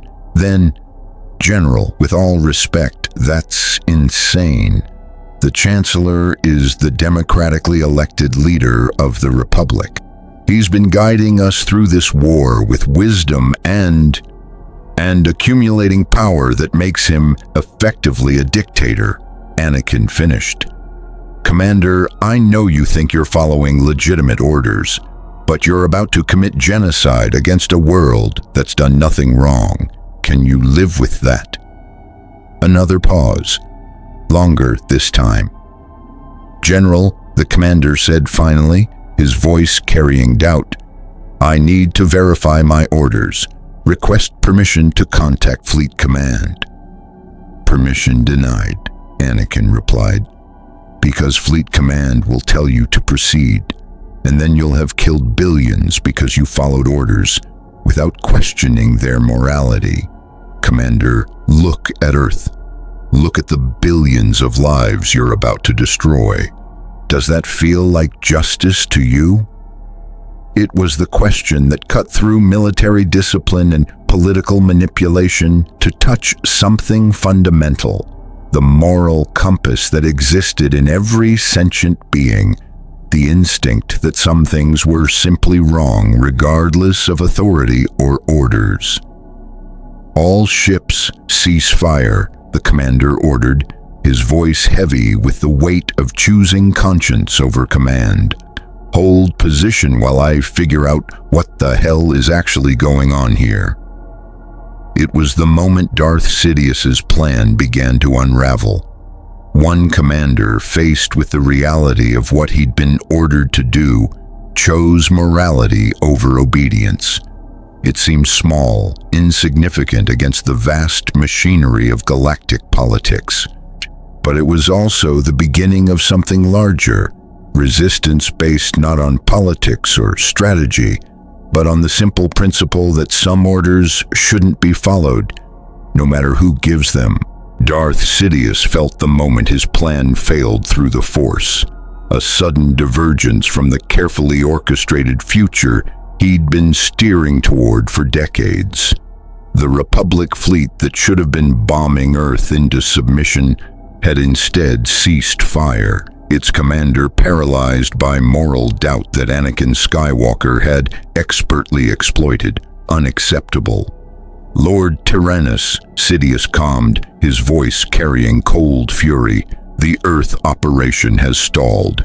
Skywalker arrived and convinced the fleet commander to question his orders. We need to force the issue. Activate the contingency. Master, Dooku replied carefully, the contingency will reveal your involvement. Once we activate embedded agents within the attacking fleet, their behavioral programming will be traceable to... I'm aware of the risks, Sidious interrupted. But we've reached the point where subtlety no longer serves our purposes. It's time the galaxy understood that resistance to proper order leads only to chaos. Activate the contingency, now. On 3 of the 5 Venator-class destroyers in the fleet attacking Earth, embedded Sith agents received their activation codes. These weren't Sith in the traditional sense. They were Republic officers who'd been conditioned through years of subtle manipulation and dark side influence to become living weapons awaiting deployment. They didn't know they were compromised. They thought the sudden compulsion to complete their mission, regardless of orders, was patriotic fervor. Commander, one of the bridge officers on the Indomitable, said to his superior, "We need to resume the attack on Earth immediately. They're a separatist stronghold that threatens everything the Republic stands for." The commander, who'd been preparing to contact Anakin Skywalker to discuss the situation, turned to his officer in confusion. "Lieutenant, what are you talking about? I've just ordered a ceasefire until we verify." He never finished the sentence. The lieutenant drew his sidearm and shot the commander point blank, then turned to the bridge crew. "As senior officer present, I'm assuming command. All ships under my authority will resume bombardment of Earth immediately. Anyone who objects will be executed for treason." Similar scenes played out on 2 other Venators. Officers compromised by Sith conditioning seized control, killed anyone who resisted, and resumed the attack on Earth with focused intensity. They moved with the coordination of beings operating under a single guiding intelligence, executing a plan that had been implanted in their minds months or years before. "Turbo laser fire resumed," Admiral Yularen reported from the Resolute's bridge. 3 ships have gone rogue, ignoring all communications, firing on Earth's cities. Anakin felt his anger surge, not the cold, calculating anger of the dark side, but the righteous fury of a protector watching innocents being slaughtered. "Target those ships, disable their weapon systems, and someone tell me how 3 Republic vessels just simultaneously suffered command mutinies." "It's not mutiny," Obi-Wan said grimly, joining Anakin on the bridge. "It's activation. The Chancellor has been positioning assets across the Republic for years, sleeper agents waiting for the moment when subtle manipulation no longer worked. We're seeing those assets deploy now." "Then we shut them down," Anakin declared. "Rex, coordinate with the 2 Venators still under proper command. Combined firepower on the rogues. target engines and weapons, disable them without destroying them. I want those crews alive to testify about who gave them their orders." The space around Earth erupted into a new kind of chaos. Republic ships fighting Republic ships, while Earth's defenders watched in confusion and horror. This wasn't the clean narrative of good versus evil that war propaganda promised. This was complexity and corruption, loyalty and betrayal, beings making impossible choices under impossible circumstances. On Earth's surface, the General Mackenzie watched the orbital battle and made a decision that would define humanity's role in galactic affairs. "All weapons platforms target the 3 rogue ships," he ordered. "Support the Resolute and the Loyal Republic forces. We may be primitive, but we can still make a difference." Earth's railguns, upgraded with Republic targeting systems, opened fire on the rogue Venators. Individually, each shot was insignificant against the massive warship's shields, but collectively coordinated with the Resolute's turbo-laser batteries, they achieved something remarkable. One of the rogue ship's shields failed, leaving it vulnerable to the precision strikes that disabled its engines. The Indomitable began to drift, its weapons still firing, but its ability to maneuver compromised. On its bridge, the compromised officers continued executing their program with mechanical determination, unable to understand why their perfect plan was failing. "Second ship's shields fluctuating," Cody reported from his tactical station. One more concentrated assault should... An alert klaxon interrupted him. "Sir, we're detecting massive hyperspace signatures, multiple capital ships inbound." For a terrible moment, Obi-Wan feared Sidious had sent separatist reinforcements to finish what the Republic fleet had started. But when the hyperspace windows ripped open and ships emerged, they bore markings that made him catch his breath. Jedi. Dozens of Jedi-commanded vessels arriving from across the galaxy in response to the warning he'd sent. Master Plo Koon's fleet from the Outer Rim, Kit Fisto's naval forces from Mon Calamari, even Mace Windu himself, having commandeered ships against direct orders from the Chancellor's office. "This is Master Windu to all Republic forces in Earth's space." Mace's voice boomed across all frequencies. "I am assuming tactical command under emergency Jedi authority. All vessels under Sith influence will stand down immediately or be disabled. Any ship that continues attacking Earth will be considered hostile and dealt with accordingly." It was the moment the Jedi Order officially broke from Chancellor Palpatine's authority. Not through philosophical disagreement or political maneuvering, but through direct action to prevent genocide. The line had been crossed, and there was no going back. The 2 rogue Venators, remaining still capable of maneuvering, found themselves suddenly outnumbered 10-1. Their compromised commanders calculated odds and reached the same conclusion. Continuing the attack meant destruction. But their Sith programming didn't include retreat protocols. They could either complete their mission or die trying. They chose the latter. The 2 ships accelerated directly toward Earth, intending to ram themselves into the planet's surface. If they couldn't bombard the cities, they'd become kinetic weapons, their mass converting to explosive energy that would devastate continents. "Intercept," Anakin ordered, but he knew the geometry was wrong. The Resolute couldn't reach the rogue ships before they entered Earth's atmosphere, but someone else could. Admiral Tarkin's flagship, the Executrix, which had been maintaining position on the system's edge, suddenly accelerated at speeds that pushed its engines past safe limits. The massive Venator inserted itself directly into the rogue ship's path, its shields at maximum as it prepared for collision. "Admiral, what are you doing?" Obi-Wan demanded over the comm. "Something I should have done months ago," Tarkin replied, his voice carrying grim satisfaction. "Choosing principle over politics.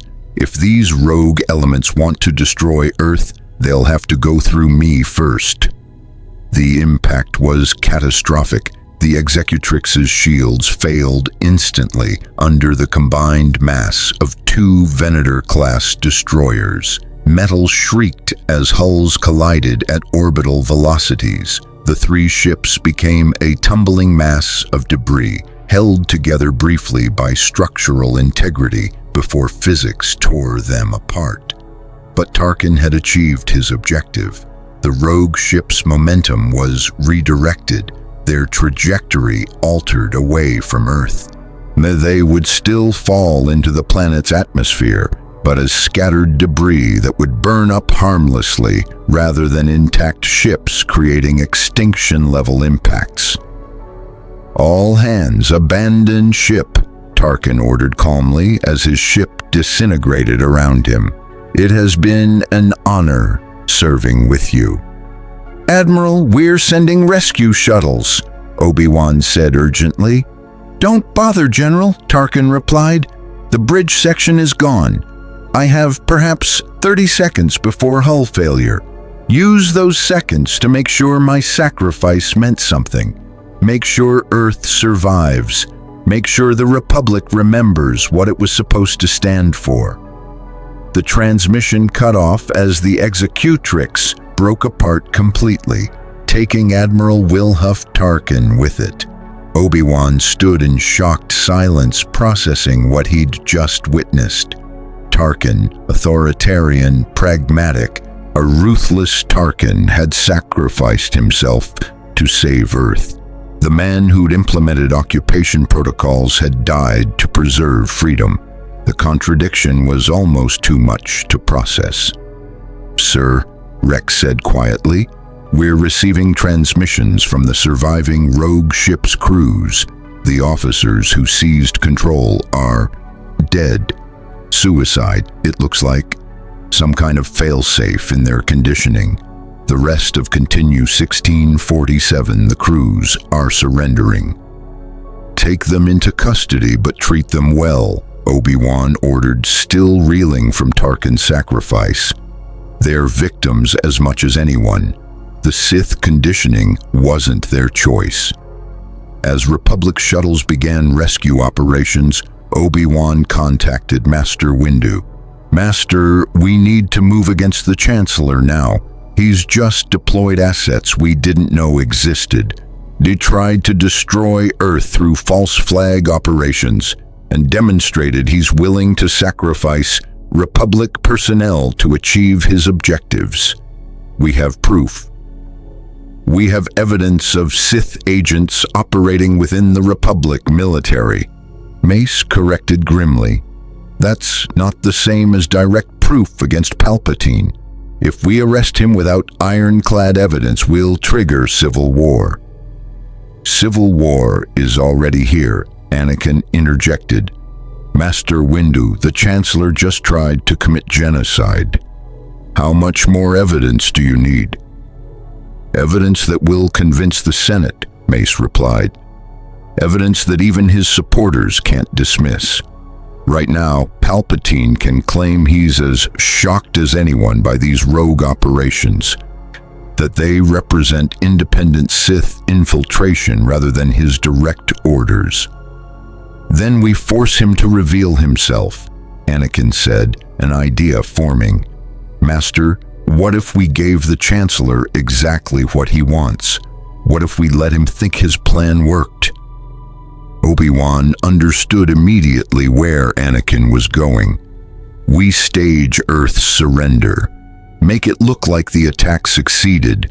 That Earth is so devastated they're begging for Republic occupation. We draw Palpatine out to accept that surrender personally, and when he reveals himself as the architect of Earth's destruction, we expose him in front of the entire galaxy," Anakin finished. "Not with intercepted communications or financial records that can be dismissed as forgeries. With his own words, his own actions, undeniable and recorded. It was risky. It required Earth to play along, and to convince the galaxy they'd been broken when they were actually setting a trap. It meant leaving Palpatine free to consolidate power for however long the deception took.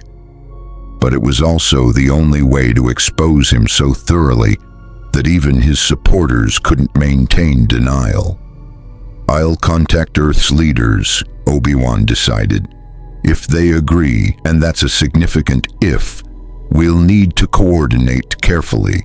One slip, one hint that it's a deception, and Palpatine will see through it." "And if he does?" Mace asked. "Then we fight the civil war here and now," Anakin replied simply. "But I'd rather try to avoid billions of deaths, if possible." On Coruscant, Darth Sidious received reports of the failed Earth operation with barely controlled rage. 3 Venators destroyed, his embedded agents dead, and worst of all, dozens of Jedi-commanded vessels now gathering around Earth in direct defiance of his orders. The Jedi were in open rebellion. The moment he'd been preparing for had arrived, but not on his terms. They'd forced his hand by acting first, gathering their forces before he could separate and eliminate them. "The time has come," Sidious said to Count Dooku via encrypted channel. "Execute Order 66.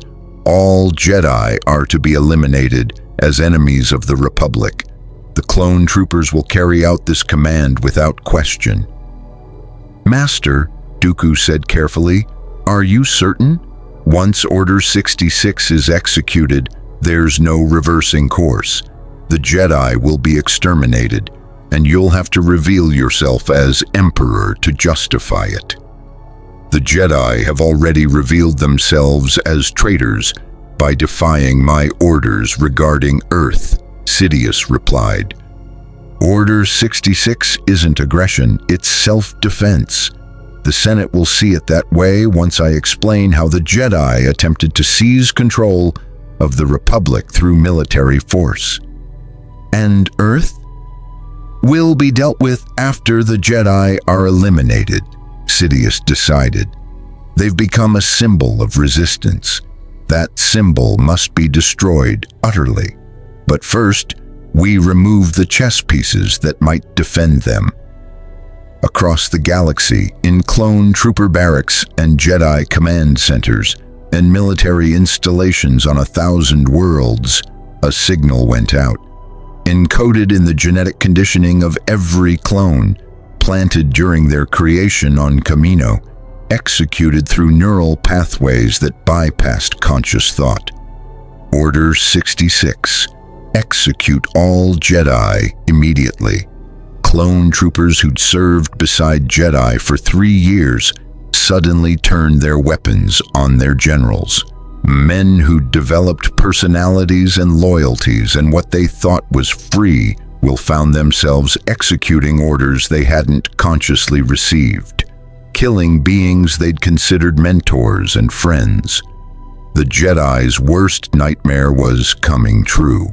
And on Earth, unaware that the galaxy was about to burn, humanity prepared to play their part in the most dangerous deception any primitive species had ever attempted, convincing a Sith Lord that he'd won when he was actually walking into a trap. The endgame had truly begun. The Imperial delegation's ships emerged from hyperspace 72 hours after Palpatine's declaration of empire. 3 Venator-class star destroyers now bearing the new Imperial crest, a 6-spoked circle that would become synonymous with tyranny across the galaxy. approached Earth's orbit with weapons powered but not armed, a show of strength without immediate threat. Leading the delegation was Grand Moff Wilf Tarkin, not the Admiral Tarkin who'd sacrificed himself to save Earth, but his nephew, recently promoted in the Empire's reshuffling of command structures. He shared his uncle's brilliant tactical mind and authoritarian tendencies, but lacked the older Tarkin's late-discovered capacity for self-sacrifice. Status of the target world, the younger Tarkin demanded from his flagship's bridge. Extensive orbital damage confirmed, his tactical officer reported. Debris fields from the recent battle, damaged satellites, and disrupted communications infrastructure. Surface scans show significant energy signature reductions in major population centers consistent with infrastructure collapse. And their defensive capabilities, minimal and decreasing. Their primitive shield generators are failing from lack of maintenance. Weapon platforms show power fluctuations. Sir, Earth appears to be exactly what the Emperor described. A broken world desperate for order. Tarkin studied the tactical displays with the suspicious eye of a man who'd risen through Imperial ranks by questioning convenient narratives. Too convenient, he murmured. A world that defied the Republic for months suddenly collapses within days. That suggests either catastrophic morale failure or deception. Sir, the footage from their news networks can be fabricated, Tarkin interrupted. I want verification teams on the surface before I report Earth's surrender to the Emperor.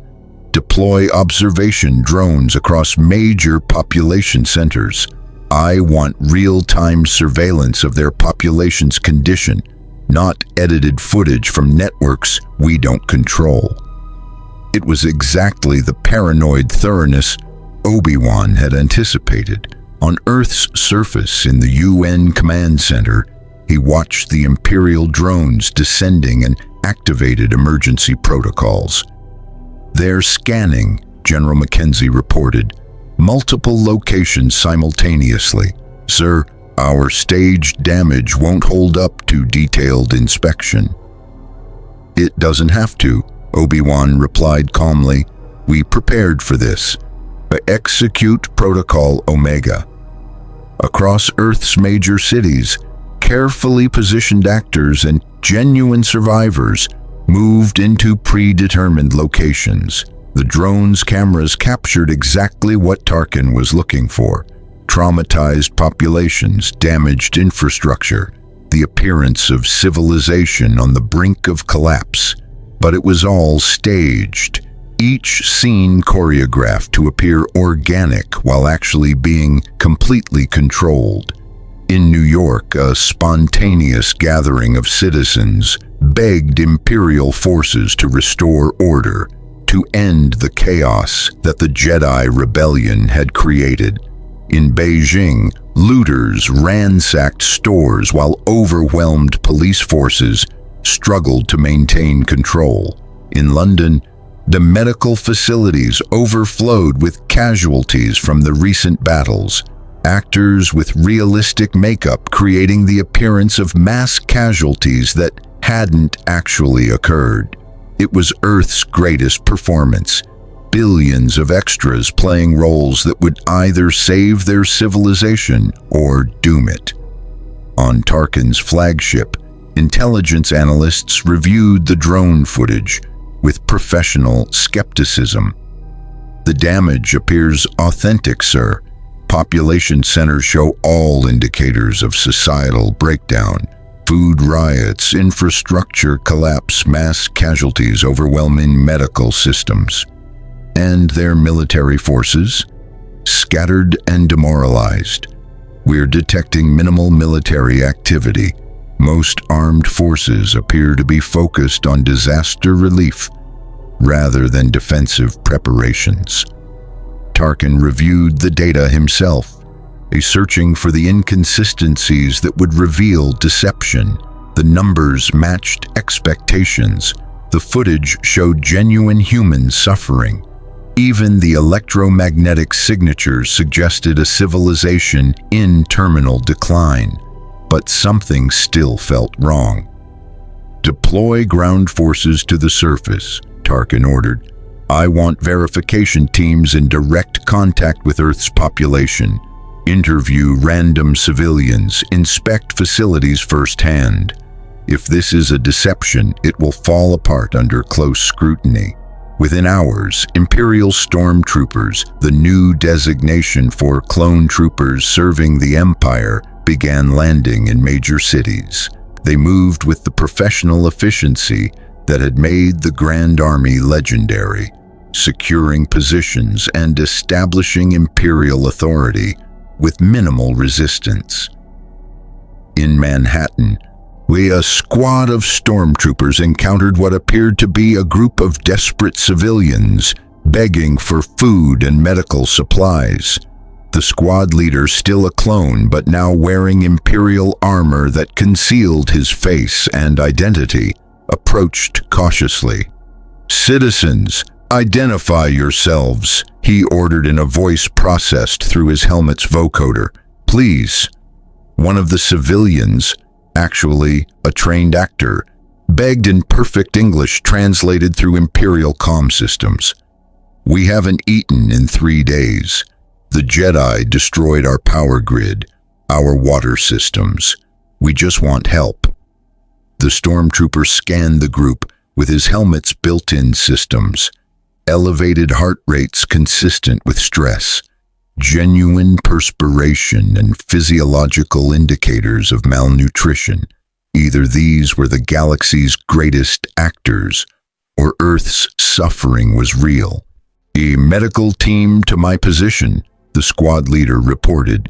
"Civilian population in distress. Appears authentic." Similar scenes played out across Earth's surface.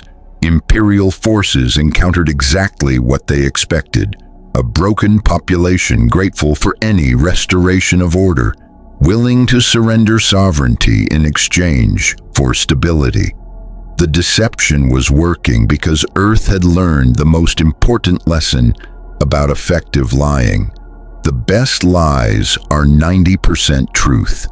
Yes, Earth had suffered during the recent battles. Yes, their infrastructure was damaged. Yes, their population was frightened and uncertain. The only lie was the scale of the damage and the willingness to surrender rather than rebuild independently. But it was a lie surrounded by so much truth that separating reality from deception became nearly impossible. After 6 hours of surface verification, Tarkin received reports from dozens of ground teams.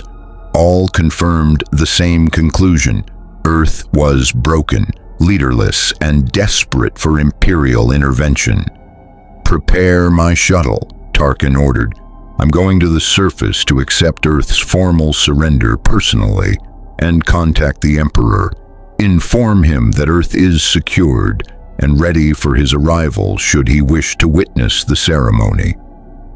On Coruscant, Darth Sidious received Tarkin's report with satisfaction tempered by suspicion. Everything was proceeding as Tarkin described, perhaps too perfectly, but the Emperor's spies and censors all confirmed the same conclusion. If Earth was deceiving them, it was a deception so comprehensive that detecting it would require resources he couldn't justify deploying. "Inform Grand Moff Tarkin that I will arrive on Earth within 48 hours, Sidious decided. "I wish to personally accept their surrender and use it as an example to other worlds considering resistance. Earth's submission will demonstrate that opposing the Empire leads only to suffering." "As you command, Your Majesty," his aide replied with the new formal address that Sidious had required all Imperial personnel to use. "Your Majesty, Emperor." Supreme authority concentrated in one being, accountable to no one. It was everything Sidious had worked toward for decades, and Earth's surrender would be the perfect capstone to his transformation of the Republic. On Earth, Obi-Wan received word of Sidious's impending arrival and felt relief mixed with terror. The trap was working, but the stakes had just become incalculably high.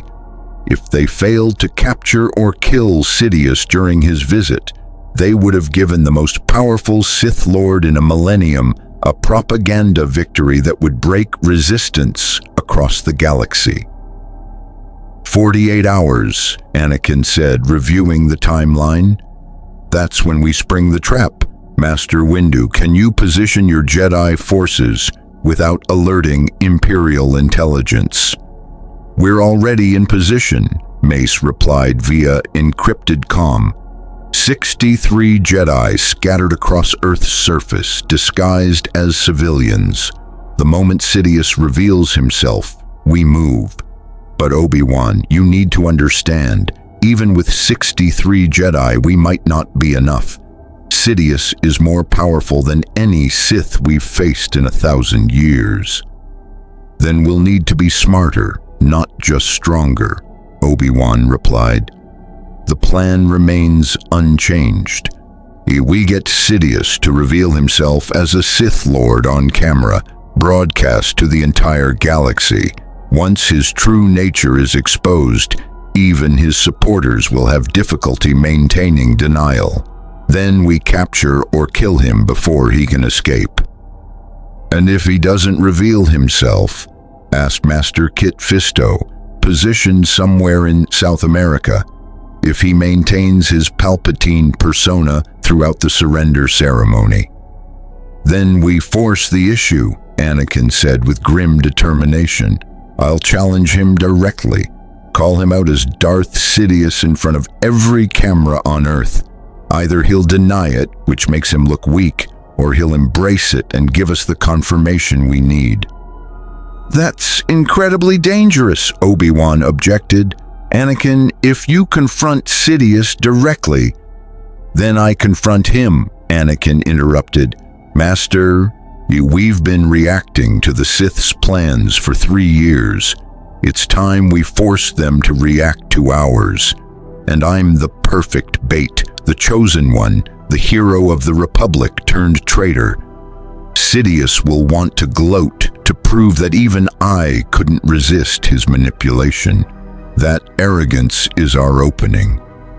Obi-Wan wanted to argue, but he recognized the logic. Anakin's connection to Palpatine, his role as the Republic's greatest warrior, made him uniquely positioned to draw the Sith Lord into revealing himself.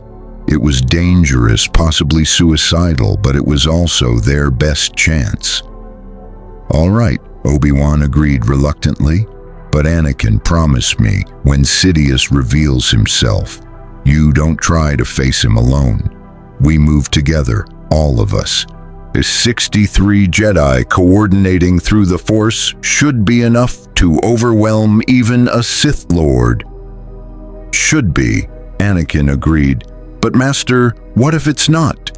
What if Sidious is more powerful than we imagine? It was the question none of them wanted to voice. They were gambling everything on this confrontation. If they failed, if Sidious escaped, or worse, killed them all, the Jedi Order would be broken and the Empire would be secured for generations. Then we die knowing we tried, Obi-Wan said quietly. The Force will be with us, Anakin. It has to be, because if it's not, darkness will rule the galaxy unchallenged.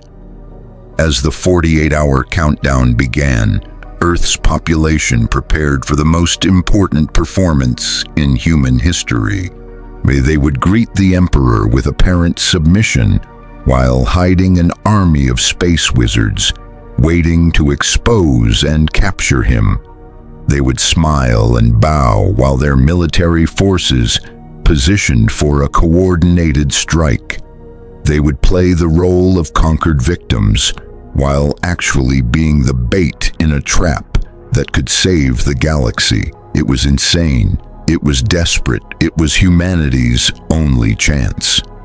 In New York's Central Park, construction crews worked around the clock to build a surrender platform, officially for the ceremony, actually designed to funnel Sidious into a position where Jedi forces could surround him without telegraphing their presence.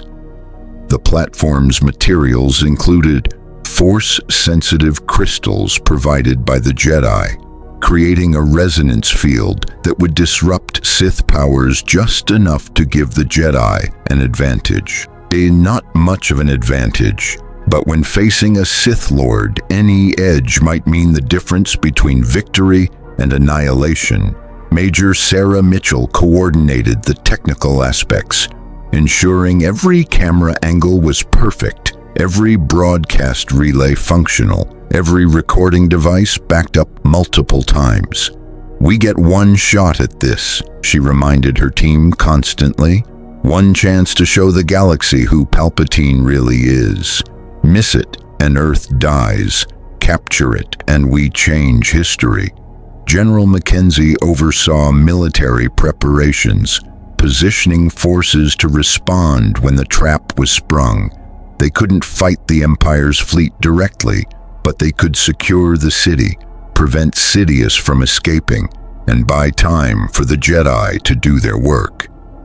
And in hidden locations across Earth, 63 Jedi meditated, preparing themselves for the battle that would define their order's future. Some were masters with decades of experience. Others were recently knighted youngsters who'd barely begun their service.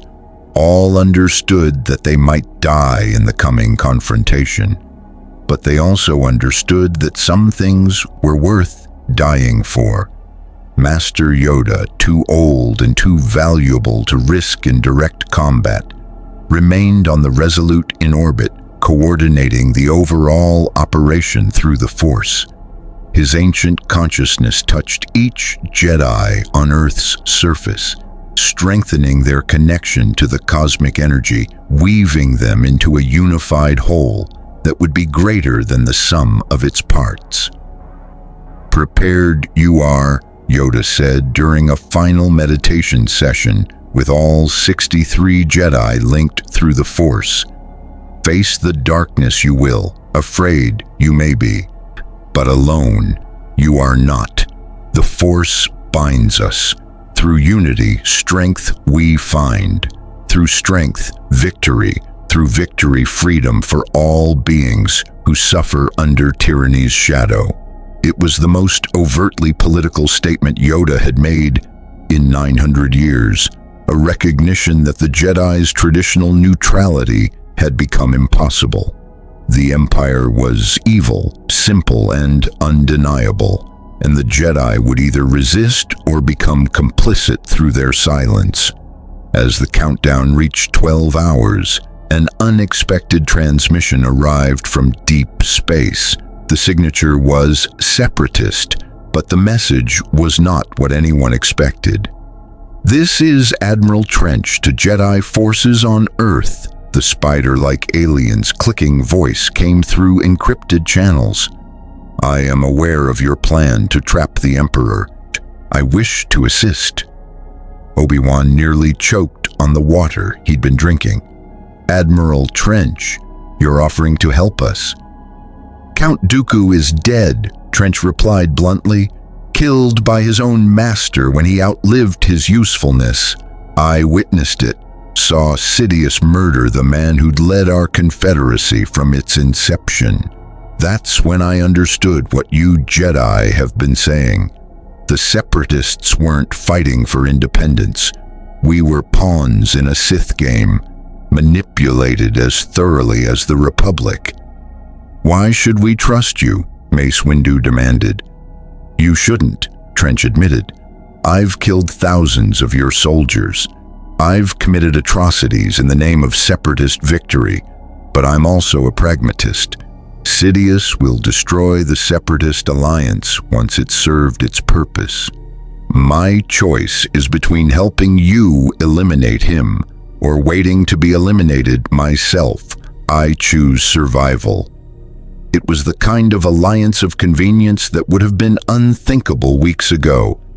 But the galaxy had changed. Old enemies were recognizing common threats. Former certainties were collapsing, and beings who'd fought each other for 3 years were discovering that maybe, just maybe, they'd both been fighting the wrong enemy. "What are you offering?" Obi-Wan asked cautiously. "My fleet," Trench replied. 12 separatist warships positioned to support your operation. When Sidious arrives, we'll create a blockade around Earth. He won't escape into space, no matter how powerful he is. We trap him on the surface where your Jedi can engage him.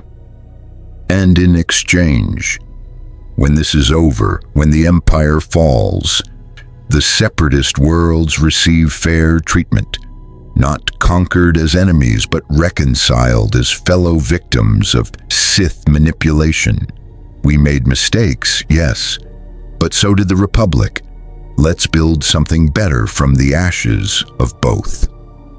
Obi-Wan looked at Anakin, at Master Windu's holographic image, at the faces of Jedi and Earth commanders surrounding him. All showed the same mixture of doubt and desperate hope. Trench was right, they couldn't trust him, but they also couldn't afford to refuse help when facing the most powerful enemy any of them had ever confronted.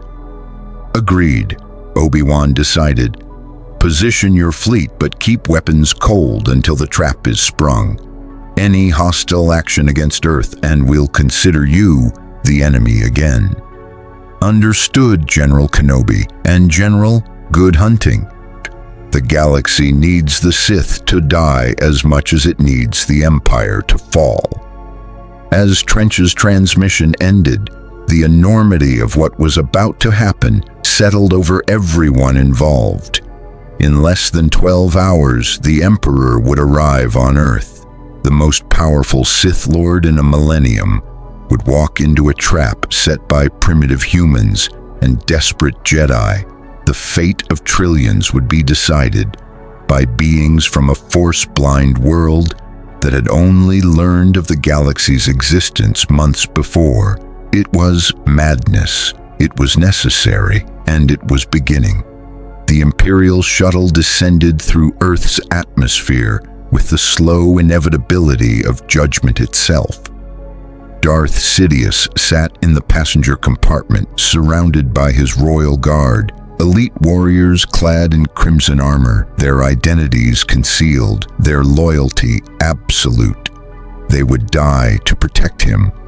Though Sidious suspected their protection wouldn't be necessary, the Force showed him possible futures, and in most of them, Earth's surrender proceeded exactly as planned. But there were dark branches in the Force's river of time. Possibilities where everything went wrong in ways Sidious couldn't quite perceive. Earth's force blindness created gaps in his prescience, blank spaces where the future should be clear but instead showed only fog. It was troubling, but not enough to make him abort the mission. The symbolic value of accepting Earth's surrender personally outweighed the minor risks. "Your Majesty," the shuttle pilot reported, "we're approaching the designated landing zone in the city called New York. Local authorities have cleared the area per your instructions. We're detecting approximately 50,000 civilians gathered for the ceremony. 50,000 witnesses to Earth's submission. 50,000 beings who would spread the story of how resistance to the Empire led only to suffering and eventual capitulation. Perfect." The shuttle touched down on the surrender platform in Central Park, its landing gear settling onto a structure that Sidious's sensors indicated was built from suspiciously sophisticated materials for a supposedly devastated world. But he dismissed the concern.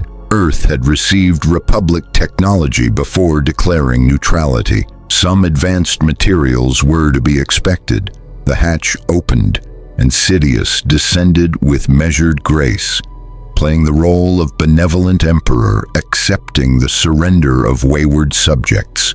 His royal guard formed a protective perimeter, their force pikes held ready for any threat.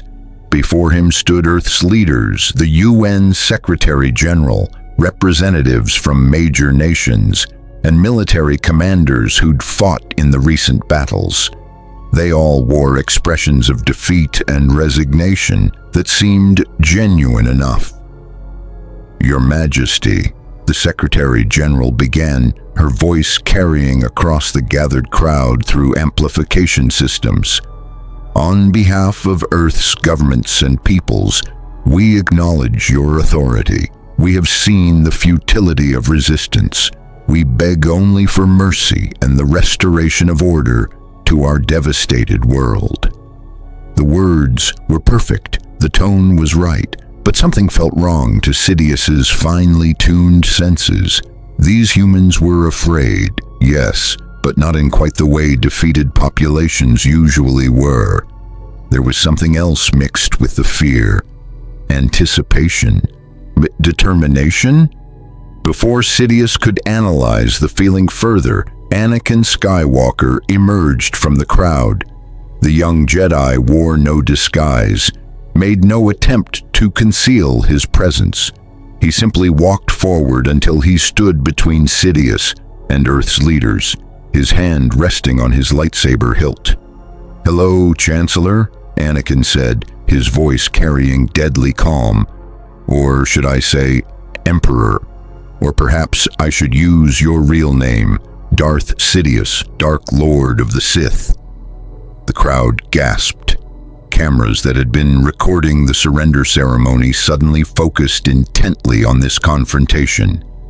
Across the galaxy, billions of beings who'd been watching the broadcast heard a Jedi general publicly accuse the Emperor of being a Sith Lord. Sidious felt a surge of rage, quickly suppressed. This was the trap. Our Earth's surrender had been a deception to draw him into the open, to force him to either deny Anakin's accusations or reveal himself. Clever, desperate, and utterly futile if they thought one Jedi, even the chosen one, could challenge his power. "General Skywalker," Sidious replied with perfect wounded dignity, "I understand you're troubled by recent events. The transition from Republic to Empire has been difficult for many, but making wild accusations of Sith affiliation helps no one. Please stand down before you embarrass yourself further." "You murdered Jedi," Anakin continued, ignoring the deflection. "You manipulated the Clone Wars. You orchestrated both sides of a conflict that killed billions. And now you're here to accept Earth's surrender, to add another world to your empire built on lies." "I've done nothing but protect the galaxy from chaos," Sidious replied, his tone hardening slightly. "If Jedi have been killed, it's because they betrayed the institutions they swore to serve. If the Clone Wars were manipulated, it was by separatist forces seeking to destroy our democracy. And if I've accepted emergency powers, it's because the Senate, representing trillions of beings, recognized that strong leadership was necessary during crisis." It was masterful rhetoric, turning every accusation into evidence of his victimhood, positioning himself as the rational authority figure dealing with an unstable Jedi. Across the galaxy, billions of viewers would be wondering if Anakin was right or if he'd been driven mad by the stresses of war. "Then you deny being Darth Sidious?" Anakin pressed. "You deny using Sith powers. You deny orchestrating the Clone Wars for personal gain." "I deny all of it," Sidious said calmly, "and I'm saddened that the hero of the Republic has fallen so far. Guards, take General Skywalker into custody. He'll receive medical evaluation and trial." I challenge you to trial by combat, Anakin interrupted, his voice ringing across the crowd. Jedi against Sith. If you're innocent, you have nothing to fear from facing me in single combat. If you're guilty, then the Force itself will reveal your true nature. It was a brilliant move, invoking an ancient tradition that even the Empire's supporters would recognize. Sidious could refuse, which would make him appear weak, or accept, which would require revealing his powers. Sidious smiled. "Yeah, I accept." The words sent a shock through the crowd. Earth's leaders who'd been watching this confrontation with held breath suddenly realized the plan was working. Sidious was about to reveal himself, to demonstrate powers that no ordinary being could possess. "Your Majesty, perhaps this isn't wise," one of the royal guards ventured. "Silence," Sidious commanded. He turned to Anakin with predatory focus. "Since you insist on this spectacle, let's make it educational. The galaxy will see what happens to Jedi who forget their place." He raised his hand, and from his sleeve shot bolts of crackling blue lightning. Force lightning, the signature power of the Sith. Impossible to fake or explain as anything other than dark side mastery. The lightning struck Anakin, who'd anticipated it and activated his lightsaber in time to deflect most of the energy. But some got through, and Anakin staggered, smoke rising from his robes where the electricity had burned through. "Magnificent, isn't it?" Sidious said, more lightning arcing from his fingers. "The power of the dark side, the strength that your precious Jedi Council said you shouldn't pursue. But I've always seen your potential, Anakin. Join me. Together we can bring true order to the galaxy." Every word was being broadcast, every demonstration of Sith power captured by hundreds of cameras. Across the galaxy, beings watched their Emperor reveal himself as exactly what the Jedi had accused him of being, a dark side user, a Sith Lord who'd manipulated them all. But revealing himself was not the same as being defeated. Now, Obi-Wan's voice rang out. Nam and 63 Jedi emerged from their hiding places simultaneously. They'd been concealed among the crowd, in buildings surrounding the platform, even underground. Now they revealed themselves, lightsabers igniting in a circle of light that surrounded Sidious. The Sith Lord stopped his attack on Anakin and laughed.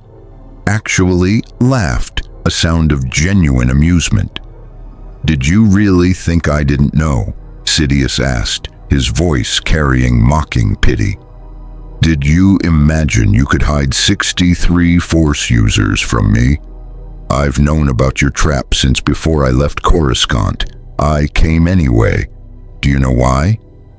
He didn't wait for an answer. "Because I want the Jedi to reveal themselves. I want the galaxy to see you attack your Emperor in front of billions of witnesses. When I kill you all, and I will kill you all, it will justify every action I take against your order. The Jedi attempted a coup. The Emperor defended himself. History will remember this day as the moment the Jedi fell, not through tyranny, but through their own violent resistance to legitimate authority. The trap had been anticipated, the ambush had been expected, and Sidious had walked into it anyway because he'd turned it into a trap for the Jedi themselves.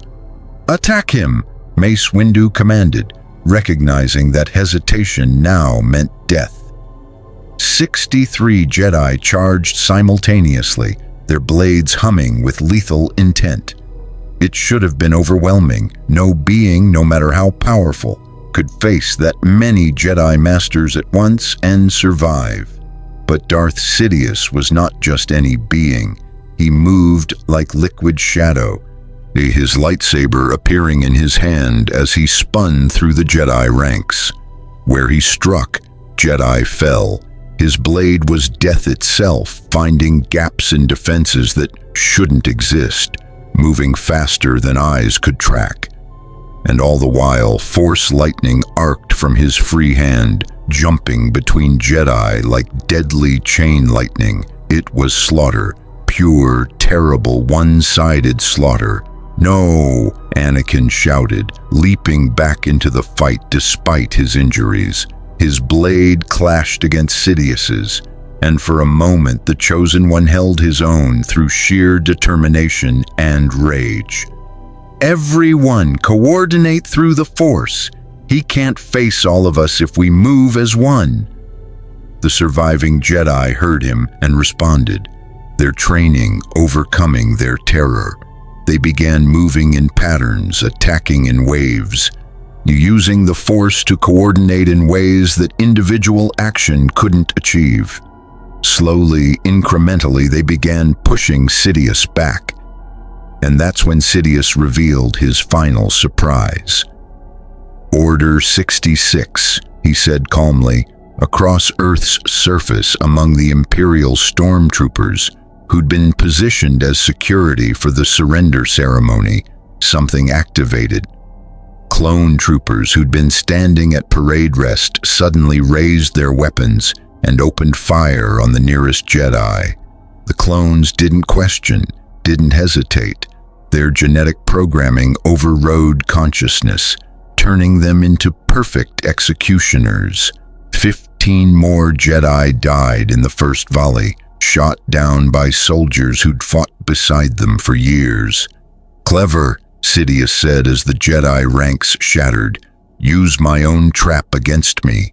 But did you really think I'd come to a hostile world without my own contingencies? The clone army is mine, Jedi. It always has been.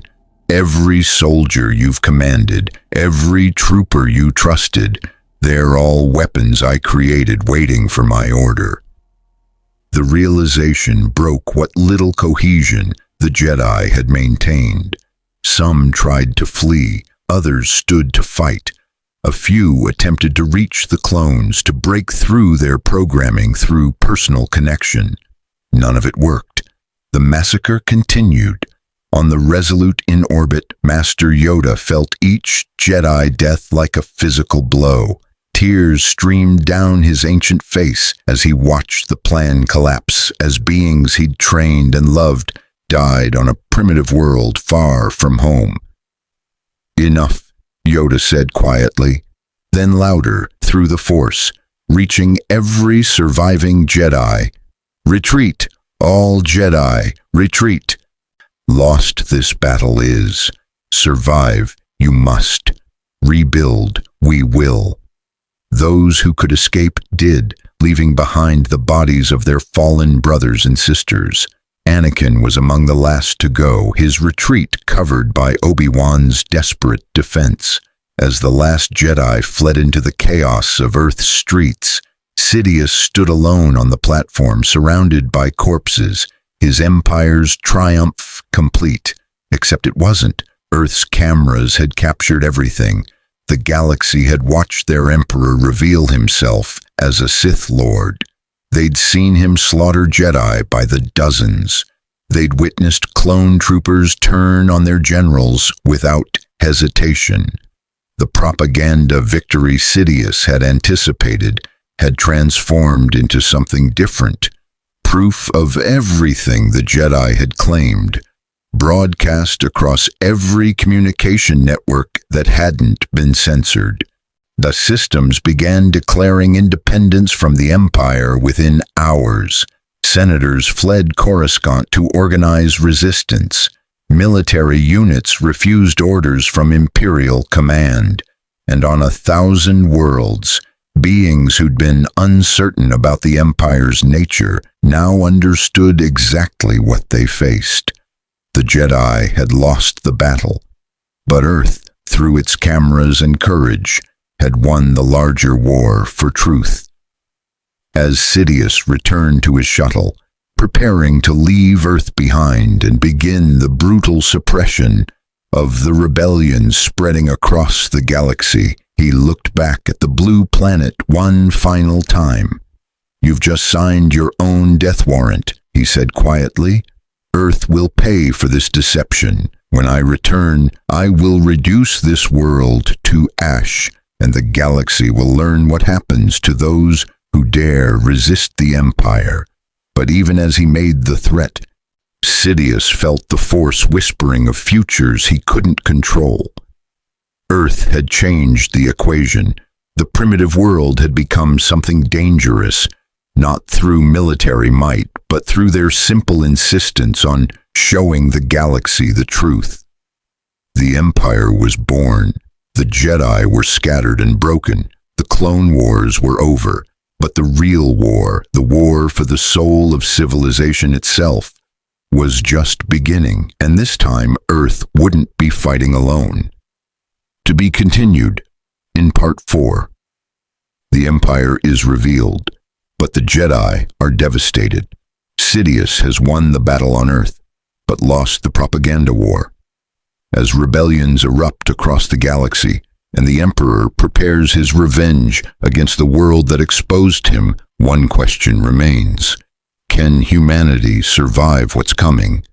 Or will Earth become the Empire's first example of what happens to worlds that dare to resist? The final confrontation approaches in Part 4 of What If the Galactic Republic Discovered Earth During the Clone Wars?